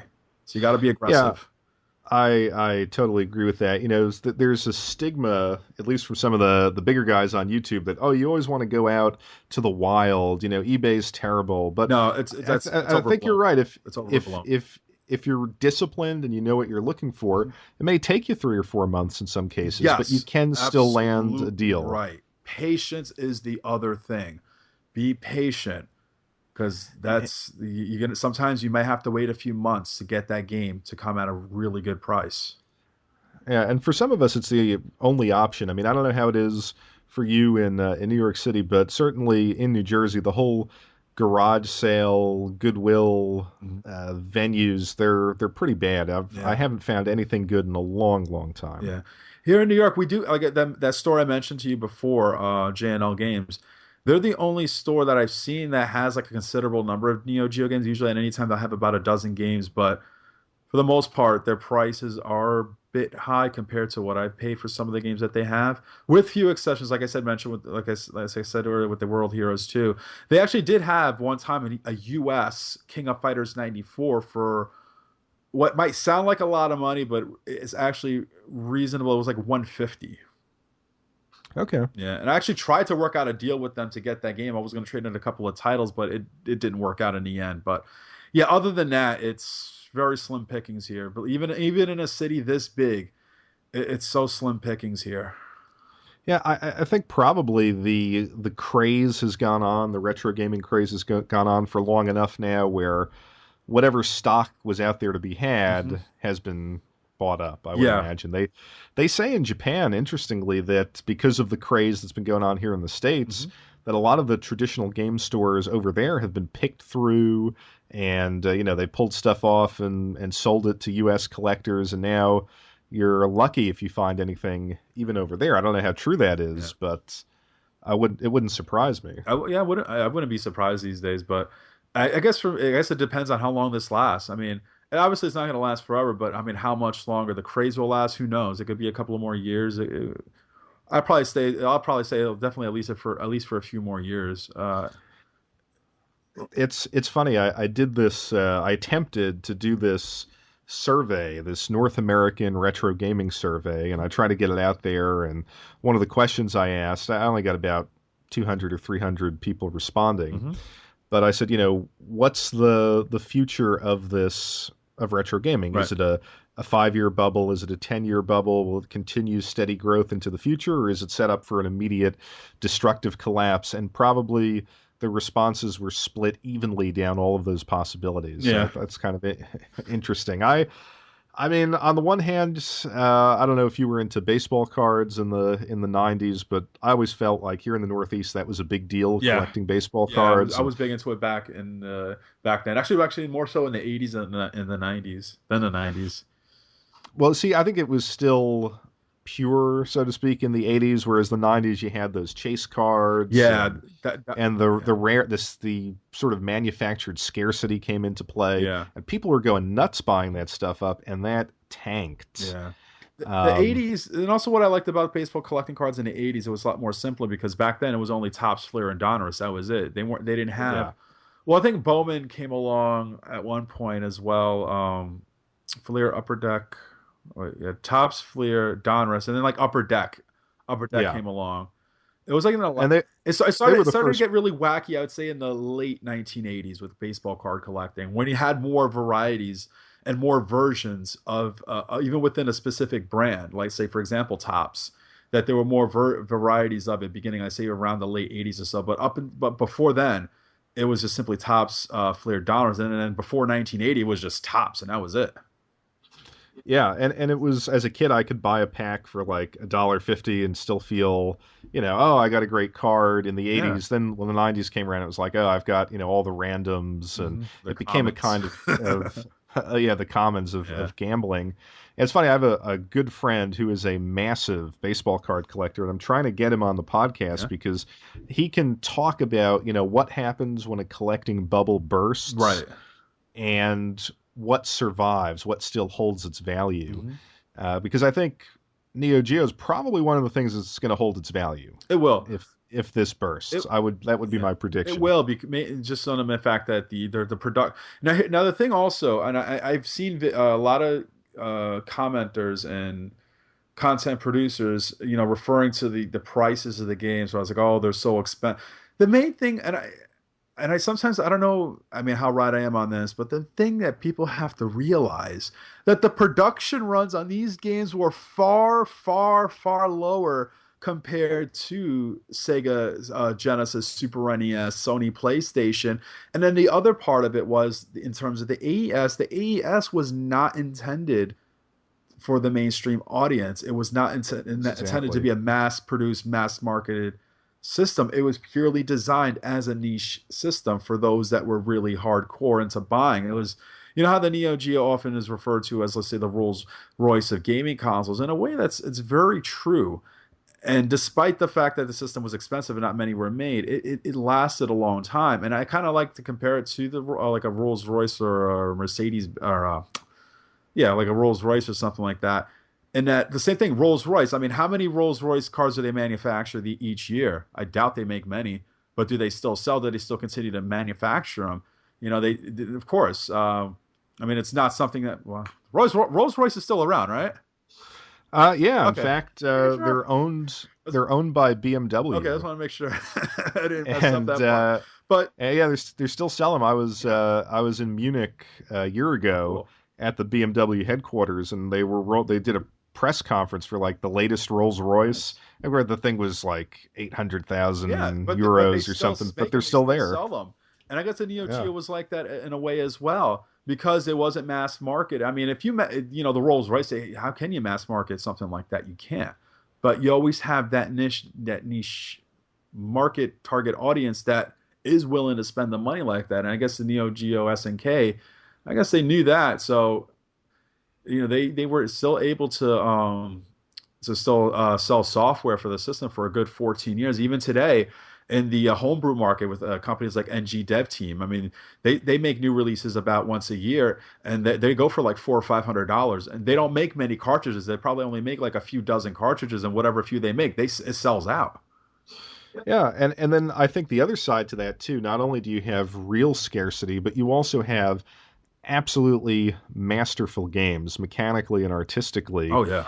that are going to just be appealing. And I hate to speak ill of like other retro games, but if you take something like Contra or Super Mario 3, Mhm. wonderful games. They are. But but incredibly, I mean, there are millions and millions of copies of those. But when you Tens of have millions. something like, and I don't know if this is expensive or not, but Sengoku Oh 3, my god, yeah, which that's is expensive. Oh, that's one, yeah, one of my favorites. Just the art style and the what I consider like pristine beat 'em up gameplay. oh yeah. That's a combination that's going to be hard to beat. It is, and I did actually. That's same thing. I won't like. I don't like to go into great detail. That's actually the most expensive game. That's like the game I paid the most for in my like. Actually, I got a complete MVS kit, a Sengoku 3, and oh my goodness, yeah. From a visual standpoint, animation, this though the fighting mechanics, it almost compares to a fighting game, and it's one of those games that Sengoku 3, for example, you have to know how to use all the different it's designed that you have to use every ability for your characters. You have to know how to do every technique, all the combos, all the different types of attacks. You have to make use of everything, or else you Yeah. won't get far in that game. And I think it was such a credit to, whoever was designing these games. And of course, they didn't necessarily use their real names back in the day in Japan. But to have, you could have had the most powerful hardware ever made. But if you didn't have that refinement in art design and programming and just coming up with smooth, efficient gameplay mechanics, the system wouldn't have taken off. And I think Exactly. not all of the games, but I would say 80% of the games show that level of mastery that you didn't always see on the other systems. Yeah. I mean, they had to because you were charging an arcade operator or someone at home, hundreds to thousands of dollars to buy Exactly. this. And Uh, and speaking of that, because the games are so expensive, the other perspective that you have to keep in mind when you're buying a Neo Geo game, and this is sometimes that gets lost, that justifies why the games are so expensive. Keep in mind, when you're buying a Neo Geo game, whether it be the system or the games itself, you are buying authentic arcade hardware and software for home use, something that the other guys can't do. You were buying official arcade, and that's what kind of justifies those high costs. And it's one of those things I can understand why most people won't do it, but it's like, I don't mind. I get it. I get it. yeah. Oh, brings up another question I wanted to ask you. The AES had that memory card port where you could take it, take your game save or something from the AES and bring it to the arcade. Yep. Have you ever tried that? Like, I I know you go to arcades now. Have you ever given that a I shot? tried it. What my memory card it's funny. My memory card's like a bit messed up. What happens is if I play an AES game, I save it, I can continue. But if I shut off my system and I turn it back on, my save data is gone. So I've actually tried to do it because the barcades here, they do have, all the barcades have at least one Neo Geo MVS unit. I've been hesitant to buy another memory card. They're not too expensive, but I just, I don't want to waste money and got another card that might have the same issue. But I know you can. I know I've seen videos on how to replace the battery, but I don't have the tools or the skills to do something like that. Okay.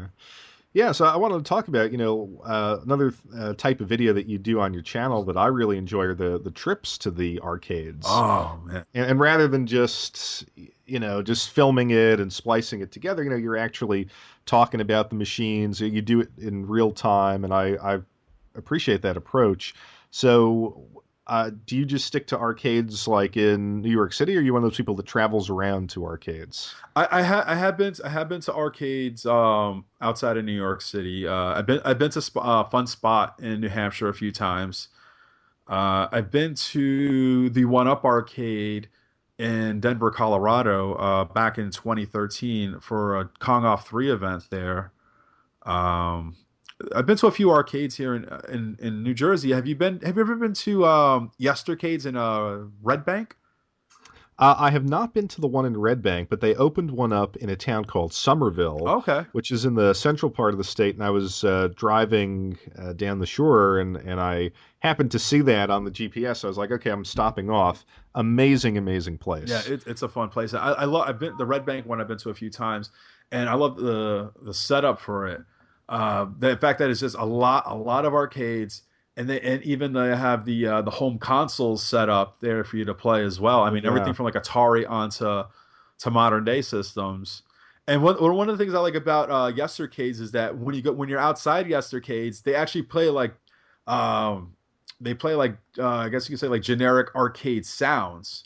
So even though it might not be as noisy inside, but they do play that outside, so it definitely gives off that old school feel. Have you been to Richie Knuckles arcade in Flemington? Flemington, yeah, I have been to that arcade, although I believe it's closed now, or he He relocated. Because relocated. Yeah. where is he now? Oh, I can't. He actually had a second location. He had his original his first location. He moved it to another part of Flemington, and then at the same time, he had opened up another one in Bridgewater, and then that one he shut that one down, and then the one he had in that other part of Flemington, he kind of moved it back to its original location. It's kind of like in a little mini strip mall. It was, I know, next to like a barber shop or something like that. I Okay. forget the name of the road that it's on, but I know. Yeah, because Yeah, he's back at the his one I original location. okay, yeah, I don't know where that one is. The one I went to was kind of next to an ice cream shop, Yeah, yeah, that and that's that that was his second location. okay, yeah, no, that was a good place. But I'd have to say that Yestercades, for my money, Hmm. to me, the one in Somerville anyway, was immaculately clean. The machines were so well maintained. It was in a lot of ways almost better than back in the day, Yeah. just because of the care they put into it. Now, unfortunately, I had driven through there, I guess this winter, and I stopped off, and the place was closed. The roof collapsed Wow. under the weight of all the snow that we had here. So I don't know if it ever reopened again, and I haven't been back down there, which is very unfortunate. Yeah. Hopefully they fixed it up and reopened. Yeah, it would be a shame And for that to happen. yeah, that they claimed there was a sign that says, we'll be back, Hmm. but I should really look that up. Yeah. Now, I've been to a couple barcades. I went to the one, I guess Barcade is a chain, right? Yes. Yes, they are. So I went to the one in Jersey Oh, City, yes. meet a couple of friends of mine, and I kind of thought that was actually not that great. The machines were really beat up, and maybe it's changed, but just had nothing on Yestercades. Yeah, the barcades, the machines do act up from time to time. I guess the thing with like say like a barcade because it's a bar, you have alcohol. Yeah, People, here's the thing. Now barcade, I go to their original location in Brooklyn, not terribly okay. far from where I live. A quick ride on the subway. So that's like my main one I go to. Obviously, the crowd that Barcade typically draws are young 20-something-year-olds, and it's a very casual crowd. Is probably the best way I can describe it. Um, for the most part, I would say it might be difficult to have a really in-depth conversation about video games outside of the major gaming franchises like a Mario or a Street Fighter or Mortal Kombat. You wouldn't be able to have a discussion on, let's say, Sengoku 3 or Real Bout Fatal Fury or something like that. Okay. Now the machines that they have there, in between each machine, they have like the little wooden plank to rest your drinks on. Well, sometimes people will rest their drinks on the control panels themselves, which makes no Yep. sense as a lot of them are slanted. I do catch that, and I Huh. do let them know you got to put them in between the planes. I do take it seriously, even though, like I said, I don't work there, but I do have the Brooklyn location. I know the workers there. I the owner of well, it's actually four owners, but one of the owners, Paul Kermizian, I haven't seen him in a while, but I've spoken to him many times. We talk about games all the time. We've actually had a rivalry for a while with Mappy. Okay. Yeah. But the thing is that yeah, a lot of it sometimes people spill beer onto the machine, so the buttons sometimes they get jammed, they don't work. But the Brooklyn location, since I go to that one the most, myself and a good friend of mine, we frequent it a lot, and we're really hardcore. Well, actually, let me uh, go to the side for a bit. They each of the barcades they have a chalkboard with all the high scores on it, and the Brooklyn location, particularly me and my friend, we pretty much dominate that board. We dominate that board. So we're very serious into the games, and when things go aren't working, we do let them know, and they do fix it. I think it's one of those things where they do their maintenance. They do have a repairman and also some of the workers there who fix the machines themselves. So they do their maintenance on it, but and usually we'll let them know if something specific is not working. And when we tell them, they know what we're talking. They'll know that we know what we're talking about, and it's easy for us to tell whether it was fixed properly. But yeah, oftentimes it's like people spill beer into the control panel. That happens. I've seen that happen with the dig dug cabinet that they have there. Um, and people like to bang on the machines. I guess that's the Yeah. thing with alcohol and arcade machines. That does happen. But Uh, they do their best to maintain the machines. They do try. yeah, no, I'm sure that the other locations are better. Jersey City, as you know, is not can have a rougher crowd in some Hmm. spots than maybe you would find elsewhere. But what in New York City? What do you consider to be the best arcade? Are there other ones? I know there's like probably Dave and Buster's or something like Yeah, that. But there are yeah, yeah. are there other good independent arcades? Well, yeah, like I said, the Dave and Buster's in Times Square. Well, the Barcade, they actually have three locations here in the city. The original one in Brooklyn, which is my favorite one. There's one in the East Village section of Manhattan on St. Mark's Place and Third Avenue.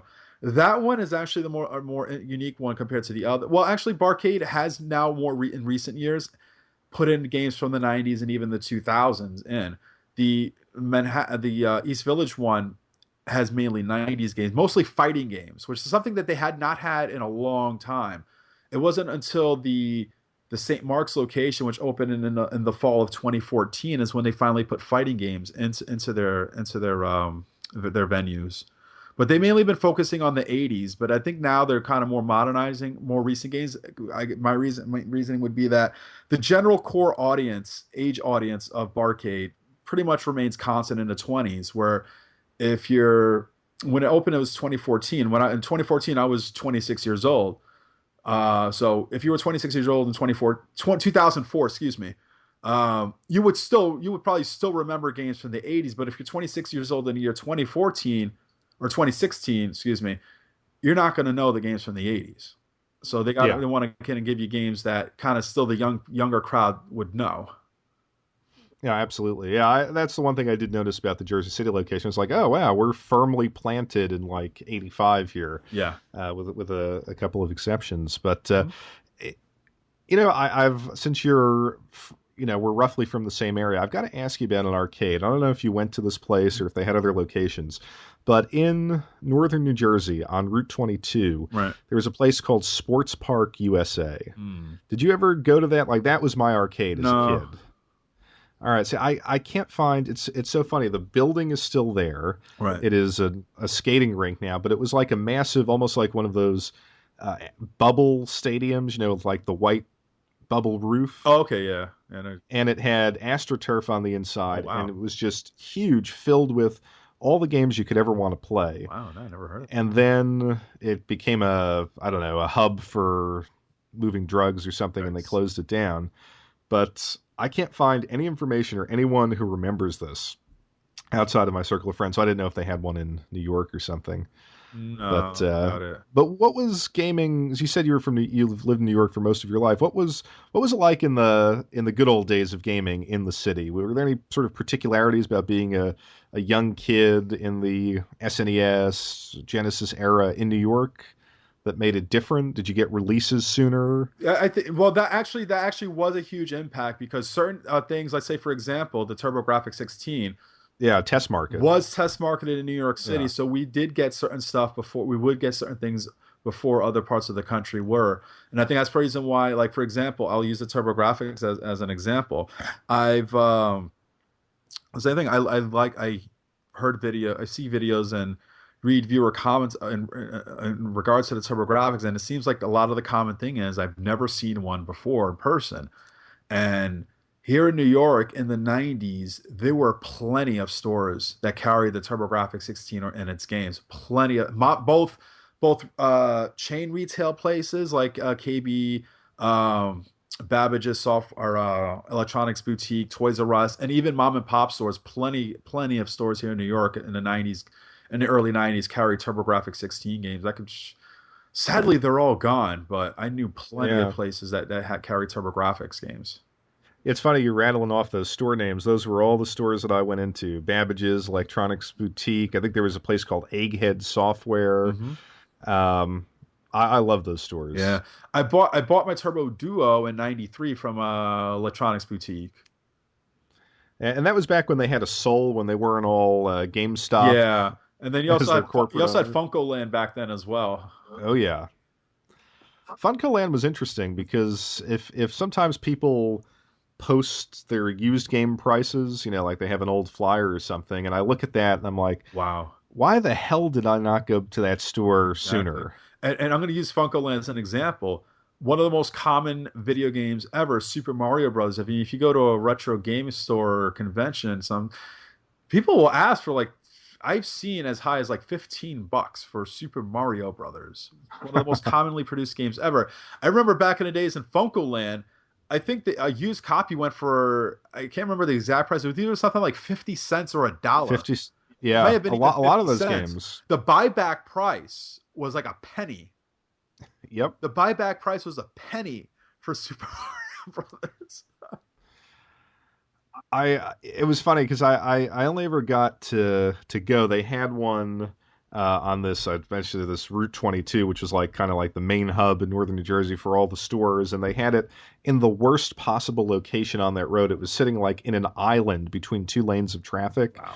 and so my parents hated going there. So I could only go maybe once or twice a year, and I never really took advantage. Of course, you don't know back in those Yeah. days what necessarily to look for, but they had Earthbounds cheap. I mean, they had everything, Yeah. and of course I was always a stickler for condition.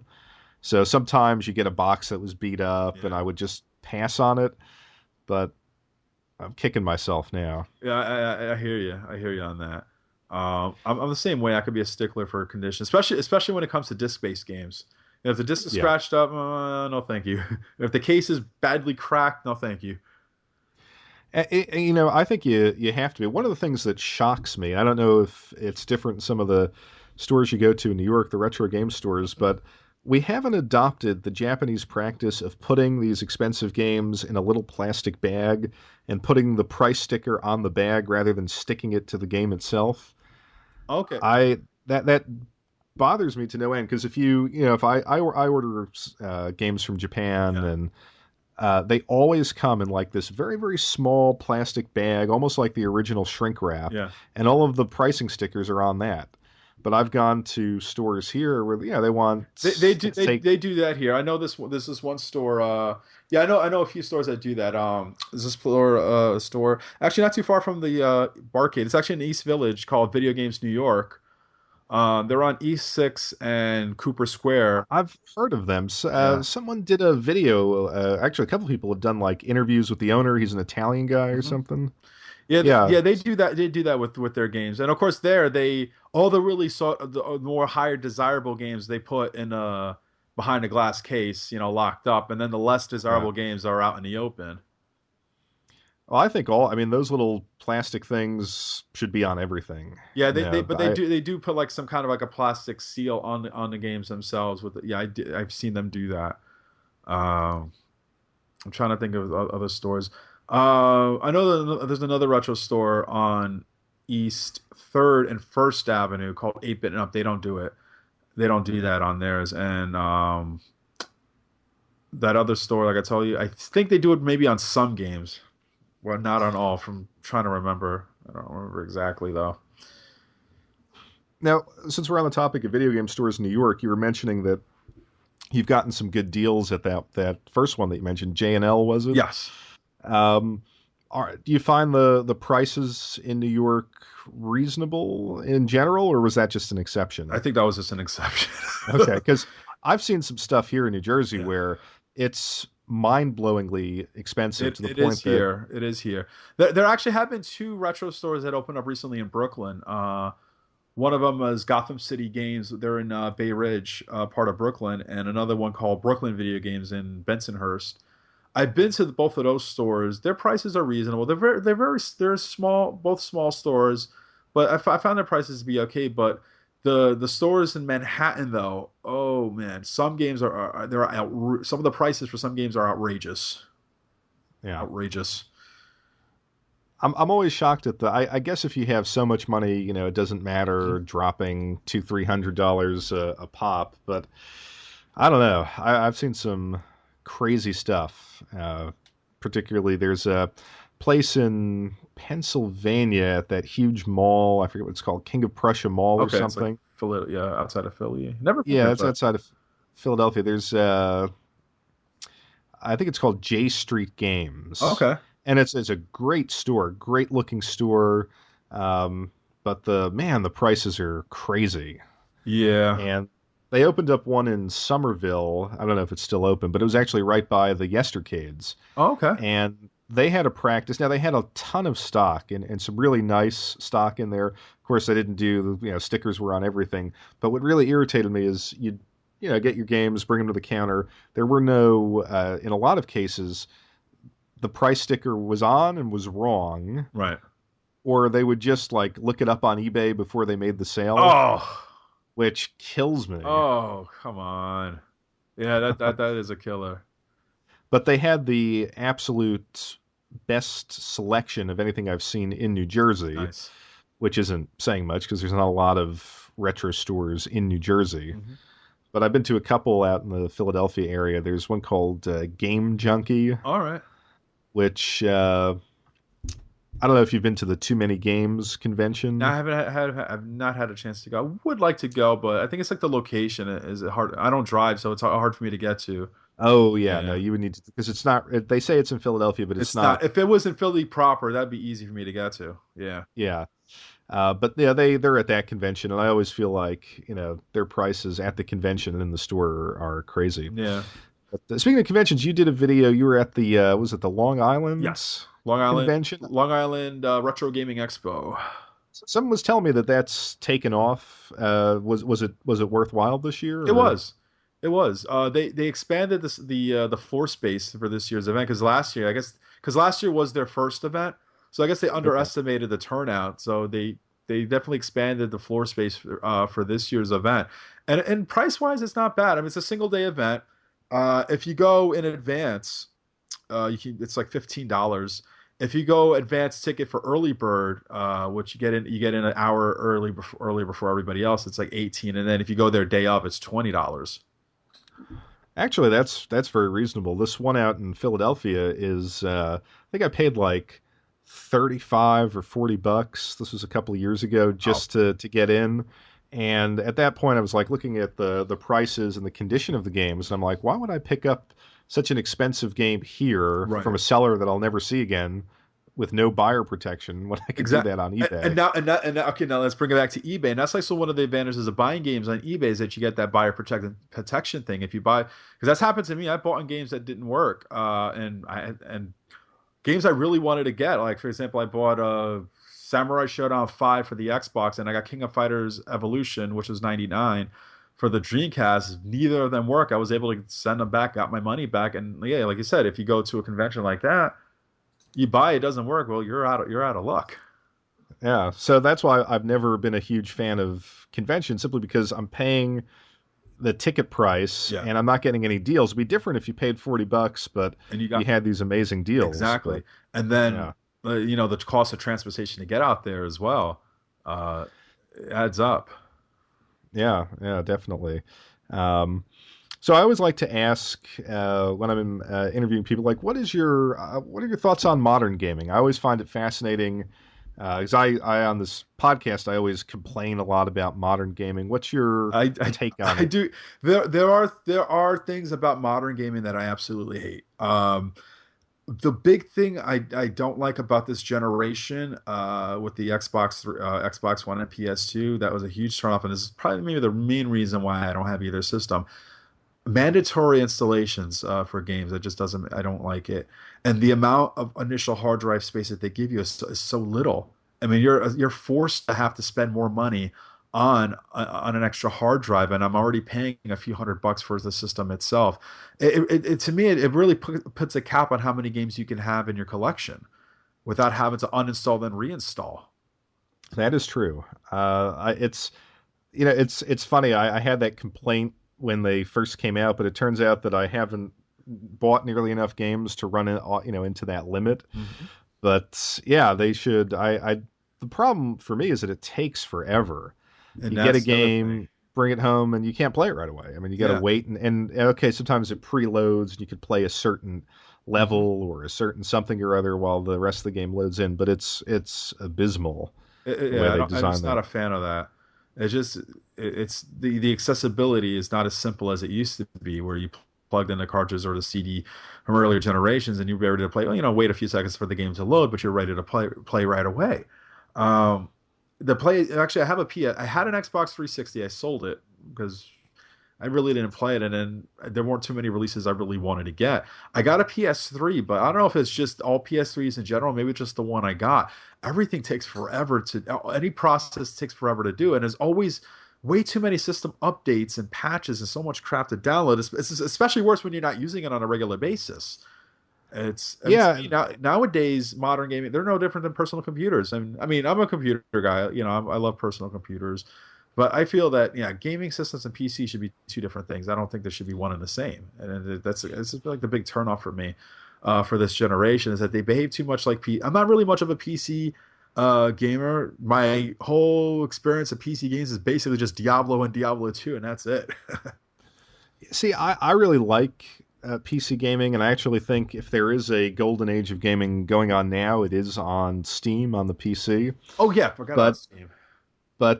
I think the problem, for whatever reason, whether it's Xbox One or PS4 or even back to the previous generation, is that they have all of this online infrastructure, but it takes forever to do anything. Like you said, Yeah, updates, yeah. downloads. I can download a game off of Steam that's 20 gigabytes, and I'm Hmm. playing it in 10 minutes. Wow. If I have to download a patch that's 7 gigabytes on the PlayStation 4, that thing's on for the whole night. Yeah, I was just about to And say that when it's I it's had absurd. what was it? Marvel? No, DC Universe Online. Is that what it's called? It was like a 20. Oh, Yeah, yeah, that was like an MMO or something. yeah. It Okay. was like a 20 something gig file. I don't know, something like that. I had to leave that thing on all night and then some, and I didn't even like the game. A couple of my friends were playing it. I was like, all right, I'll jump in with you guys. I did not like the game at all. I couldn't stand. I just didn't care for it. Yeah, it's funny. I've never played for any length of time anyway an MMO, Me neither. like I'm a not Warcraft not or an anything MMO like guy. that. My friend and I, we used to play co-op of Diablo 2 Lord of Destruction, but I was a long time ago. Yeah, I wish, and of course the other thing about this console generation that's really bothering me is now they're coming out with all of these mid-cycle refreshes. Yeah. Like I think in September, October, the PlayStation Neo, and then the Xbox One S just came out, and then next year you're going to get this Project Scorpio. But I'm not totally convinced they're going to fix these issues of core functionality that we're talking about. I think they're just popping in some new specs, and it's going to be business as usual. Yeah, probably. I mean the whole mid-cycle. But then again, I mean back in the days you had in the 16-bit era add-on attachments, which let's say the Sega CD and the TurboGrafx CD. But at least there you still you still needed your original hardware to run those things. Of course, before then, eventually they released hybrid systems. Uh, um, but I think the complaint is it's like so soon that they're doing this, and people they've already invested so much money into this current gen. Oh, now we got to spend more money for upgraded systems. And maybe I think they're kind of really looking like to push this like so soon, because it's usually it averages out to what about every 5 years or so that you Yeah. roll out a new generation of systems. Not what 4 years? No, wait, 3 years and change. We're what about Yeah. 3 years and change Yeah, into it's going this to be generation? 3 years for the Neo. I mean, the rumor is that they're going to move to a cell phone like model. Every year there's going to be a new PlayStation. Just up to you when you want to buy it to upgrade. Ooh, I don't know about that. Which to me doesn't really work because I don't know. I don't upgrade my cell phone all that frequently, but I do know that after I have a phone for a year, it's a Hmm. little sluggish. Yeah, no, that's Things true. start to, and I'm not doing anything to it. I really think it's planned obsolescence. It is. And Well, I, they'll do. they'll do maybe like upgrade software upgrades that require you to have the latest hardware to be able to run it. It's like yeah, they probably do that crap on purpose to make you to buy new hardware or something like that. So I do always miss the old days, particularly, and I think the Neo Geo is a great example of this. When you plop down your 200 or $300 for one of these games, Yeah. you were guaranteed as close to perfection as they could get, Yeah. and a lot of times they got to pretty close to perfection. Pretty much. And what still amazes me about that system to this day is how long it took for the regular home consoles to catch up to them in terms of being able to replicate the games, in terms of porting or emulation, whatever the case may be. Because even in the 32-bit era, for the PlayStations and Saturn, those Neo Geo ports that were not perfect. Yeah. Oftentimes there was issues with, and really usually the biggest uh discrepancy, I guess you could call it, was animation. That was always an issue. Obviously load times because they're CDs. Animation was always an issue. You always had lacking animation. In some cases, let's say for example, one of my favorite Neo Geo games was ported to the Saturn in Japan only, Waku Waku 7. Great game. I love that game. Oh, such a fun, wacky fighting game. The Sega Saturn port had issues with slowdown and resolution. Yeah, it wasn't the same because I had Yeah, played that on MAME, and then I was like, this is a wonderful game. it is. I see they have it for the Saturn. Let me grab it, and it just wasn't as good. Yeah. I mean I have my Saturn copy anyway. I'm not gonna get rid of it.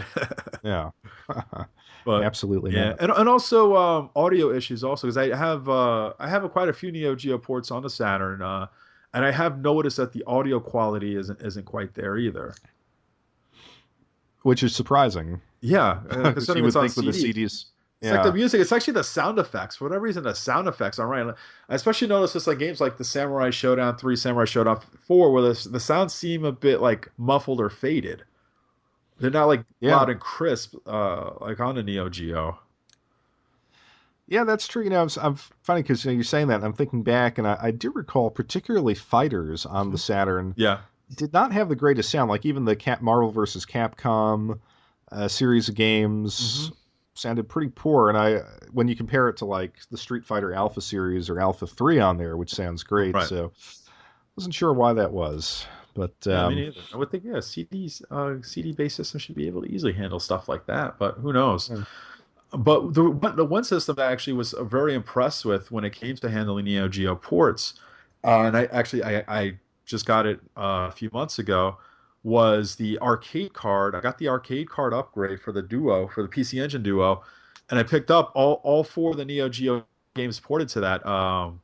World Heroes 2, Art of Fighting, Fatal Fury 2, and Fatal Fury Special. I think they did a pretty great job on porting those games, considering that we're technically looking at a system that is supposed to be 8-bit. Uh, uh, but yeah, they were able to do a great job in pulling them off. Now that's fascinating because I didn't even know those games were ported. Yeah, So yeah, the arcade card now, it's so hard to Japan only. follow. Japan only. Okay. Yeah. I was just saying, what is the arcade card like? I know there were a couple different cards that you need to have. Is that like the last one that came out, or Yeah, the arcade card was good because you had the Super System card. If you owned a regular CD unit, the PC Engine, a TurboGrafx CD unit, you bought the Super System card to play the Super CD games, which is like an extra RAM add-on, which was like a extra 192 kilobytes.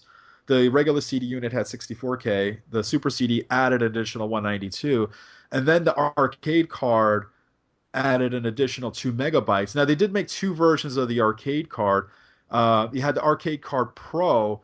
If you use that one, if you had the regular CD player, because that had the extra RAM for the Super CD plus the extra RAM for the arcade CD, and then you had the arcade card Duo, which is if you owned a PC Engine Super CD or a PC Engine Duo, that just only contained the extra RAM for the arcade card. So if you were to run that, if you were to run the arcade card Duo on a regular PC Engine CD-ROM unit, it wouldn't work. You wouldn't be able to play the games on it. And also, what it also did was it also um, improved some of the quality of some of the Super CD-ROM games. I think most notably one of the good examples of that was I think the title is 3 by 3 Eyes, which really improved the quality, especially the animated cutscenes. The animated cutscenes in that game, and actually I got to get a copy of it. It's like very, very, very cheap. Probably, I think I can get it for like probably like around $10. It really looks like very anime quality, very well done, Hmm. very, very, very well done. Cool, cool. So I guess we'll just end by just asking you, what's coming up on the channel. You've been on YouTube for a while, but you've had a real nice burst of productivity over the past year. And I've got to say to the listeners out there, you've got one of the more passionate channels on YouTube, I think. Thanks. It's you really do love these games. Great collection update videos. The arcade stuff is wonderful, and what I appreciate is you're not bullshitting anyone. You're not coming out there and plugging a million different Patreons and stuff like that. Like, this to me is true YouTube. Yeah, And it's not my thing. I do this because I love video games. I don't do this from. I will never make a. I've never made a penny off of this. I will never make a penny off of this. so what do you have? What's coming up? Any new Uh, arcade trips right or? now, I do want to finish that up. I guess right now I'm just gonna wait for the fall to come, wait for the weather to cool down. I do want to do an arcade tour of one of the barcade in Jersey City, Manhattan, the other Manhattan location on the west side, 24th Street, and they also recently opened one up in New Haven, Connecticut. I want to get up there. I already told my friend about it. Try to do a little trip up there. I'll do some video footage of that. Beyond that, I'm probably sometime this week or this weekend. I'm gonna get to work on a community questions video. I have some pretty interesting gaming related questions to ask. The other big things I'm working on right now, I just need to get some good footage. I need some two-player footage to help me out. It's sometimes hard to get help for that. I want to really put a lot more on the. I do this series, and I call it Chip Off the Old Pixel. I didn't know what else to call it. Where I haven't seen too many channels do videos on this, where you're basically doing copycat games, or taking one popular game and comparing it to another that's very identical to it. So I've really put a lot into that, and there's quite a big lineup of games that I want to focus on. Comparing popular games like Final Fight, Tetris, Contra. I do have games lined up that I want to compare them to, do a side by side. What's similar, what's different about it. I still got some arcade to home comparisons to do. Mostly Neo Geo related. I got a few others as well. And the other thing is, I just get back into TurboGrafx and Neo Geo reviews. They still a ton more I got to do, but they take time because I'm really picky in terms of getting the right footage, and also when I write my review, because I do script it, I do write everything in advance. It makes it much easier that way. It also makes the videos a little bit longer, but I like to be really detailed about it. So Yeah, I definitely I know that I had a tendency to always go long, and it's funny because you say I found that I found no difference in audience response whether I scripted something or just went off the cuff. yeah. And I actually found I could, for me anyway, keep it a little bit shorter if I scripted it. But there is a certain difficulty and time in not only scripting it, but then getting that footage that you need for that description. Exactly. So I know that is tough. That could be really tough because sometimes you need to get it just right. Otherwise, it's like, oh damn it, I got to start all over again. That's happened. Or sometimes what ends up happening, I write something and I'm looking at it, it looks fine, and I'm like, I'm playing the game because I'll play the game again a few times. I'm like, oh shoot, I didn't realize this. I should include this as well. It's what it is. It's one of those things where I feel somebody's gonna always point out something that I did not cover, and I feel like that's gonna happen. So I figure, like, let me just cover everything, but not give away everything. That way, they can't say that. But I think I said the other thing also. At least it shows that to the viewers that you know what the hell you're talking about. You really play this game. You're not just reading something straight off Wikipedia and just copying it word for word, which obviously I don't do. I sometimes do have to research stuff to look it up if I'm not 100% sure, but for the most part, I can just do almost everything off the top of my head. Yeah, I mean, and I think that shows the passion. I mean, to a certain extent, you want to talk about your experiences with the game Mm-hmm. as much as the game mechanics themselves. And I Yes. think it's that combination that makes your content. And I was talking about this with the Happy Console Gamer, that makes his content interesting. Mm-hmm. In that, we can all describe what's going on the screen, but it's that personal element that Yeah, I and I think mean, the review communicates, or a good review should communicate. mm-hmm. Yeah, no, So, yeah, that is exactly. but yeah, I thank you for coming on. I encourage everyone to check out your stuff, and I think you pick two systems to cover that really will give you a tremendous journey, to hunt everything down. And I mean, it's going to be fun to follow that journey on your channel. Oh, thanks. Yeah, and I think I chose those two systems because it sometimes compared to the other consoles, it maybe doesn't get enough coverage. So I figure, let's let them shine. Give them a place to shine, and that's like the reason why I went with those two. And you'll never run out of stuff to talk about, because especially if you dip into like PC Engine imports and stuff Mm-hmm. like that, it's Yeah, and I got it's a some PC Engine imports I career got. long investment. Yeah, yes, So. it is. Yeah.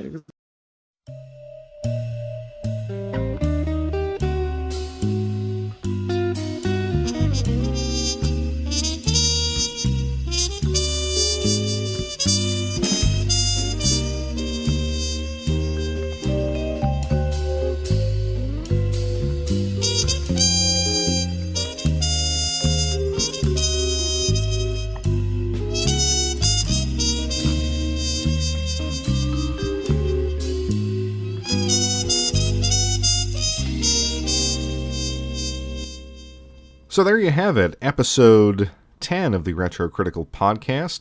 Thank you guys for listening, and just as we close here, I'll ask you, if you enjoy the podcast, leave a review on iTunes, and maybe at some point it'll move up in the ratings. I think you need some reviews. If you don't like it, you can leave a negative review, I guess. But yeah, just trying to get the word out there about the podcast, trying to expand the listenership, and definitely, as I always say, ask questions. Ask questions on Twitter. Ask questions in the comments. I really do. In the cases where people have sent me questions, I think they make for great segments, and I always enjoy hearing from you guys. Anyway, thanks for listening. See you in September with another episode of the Retro Critical Podcast.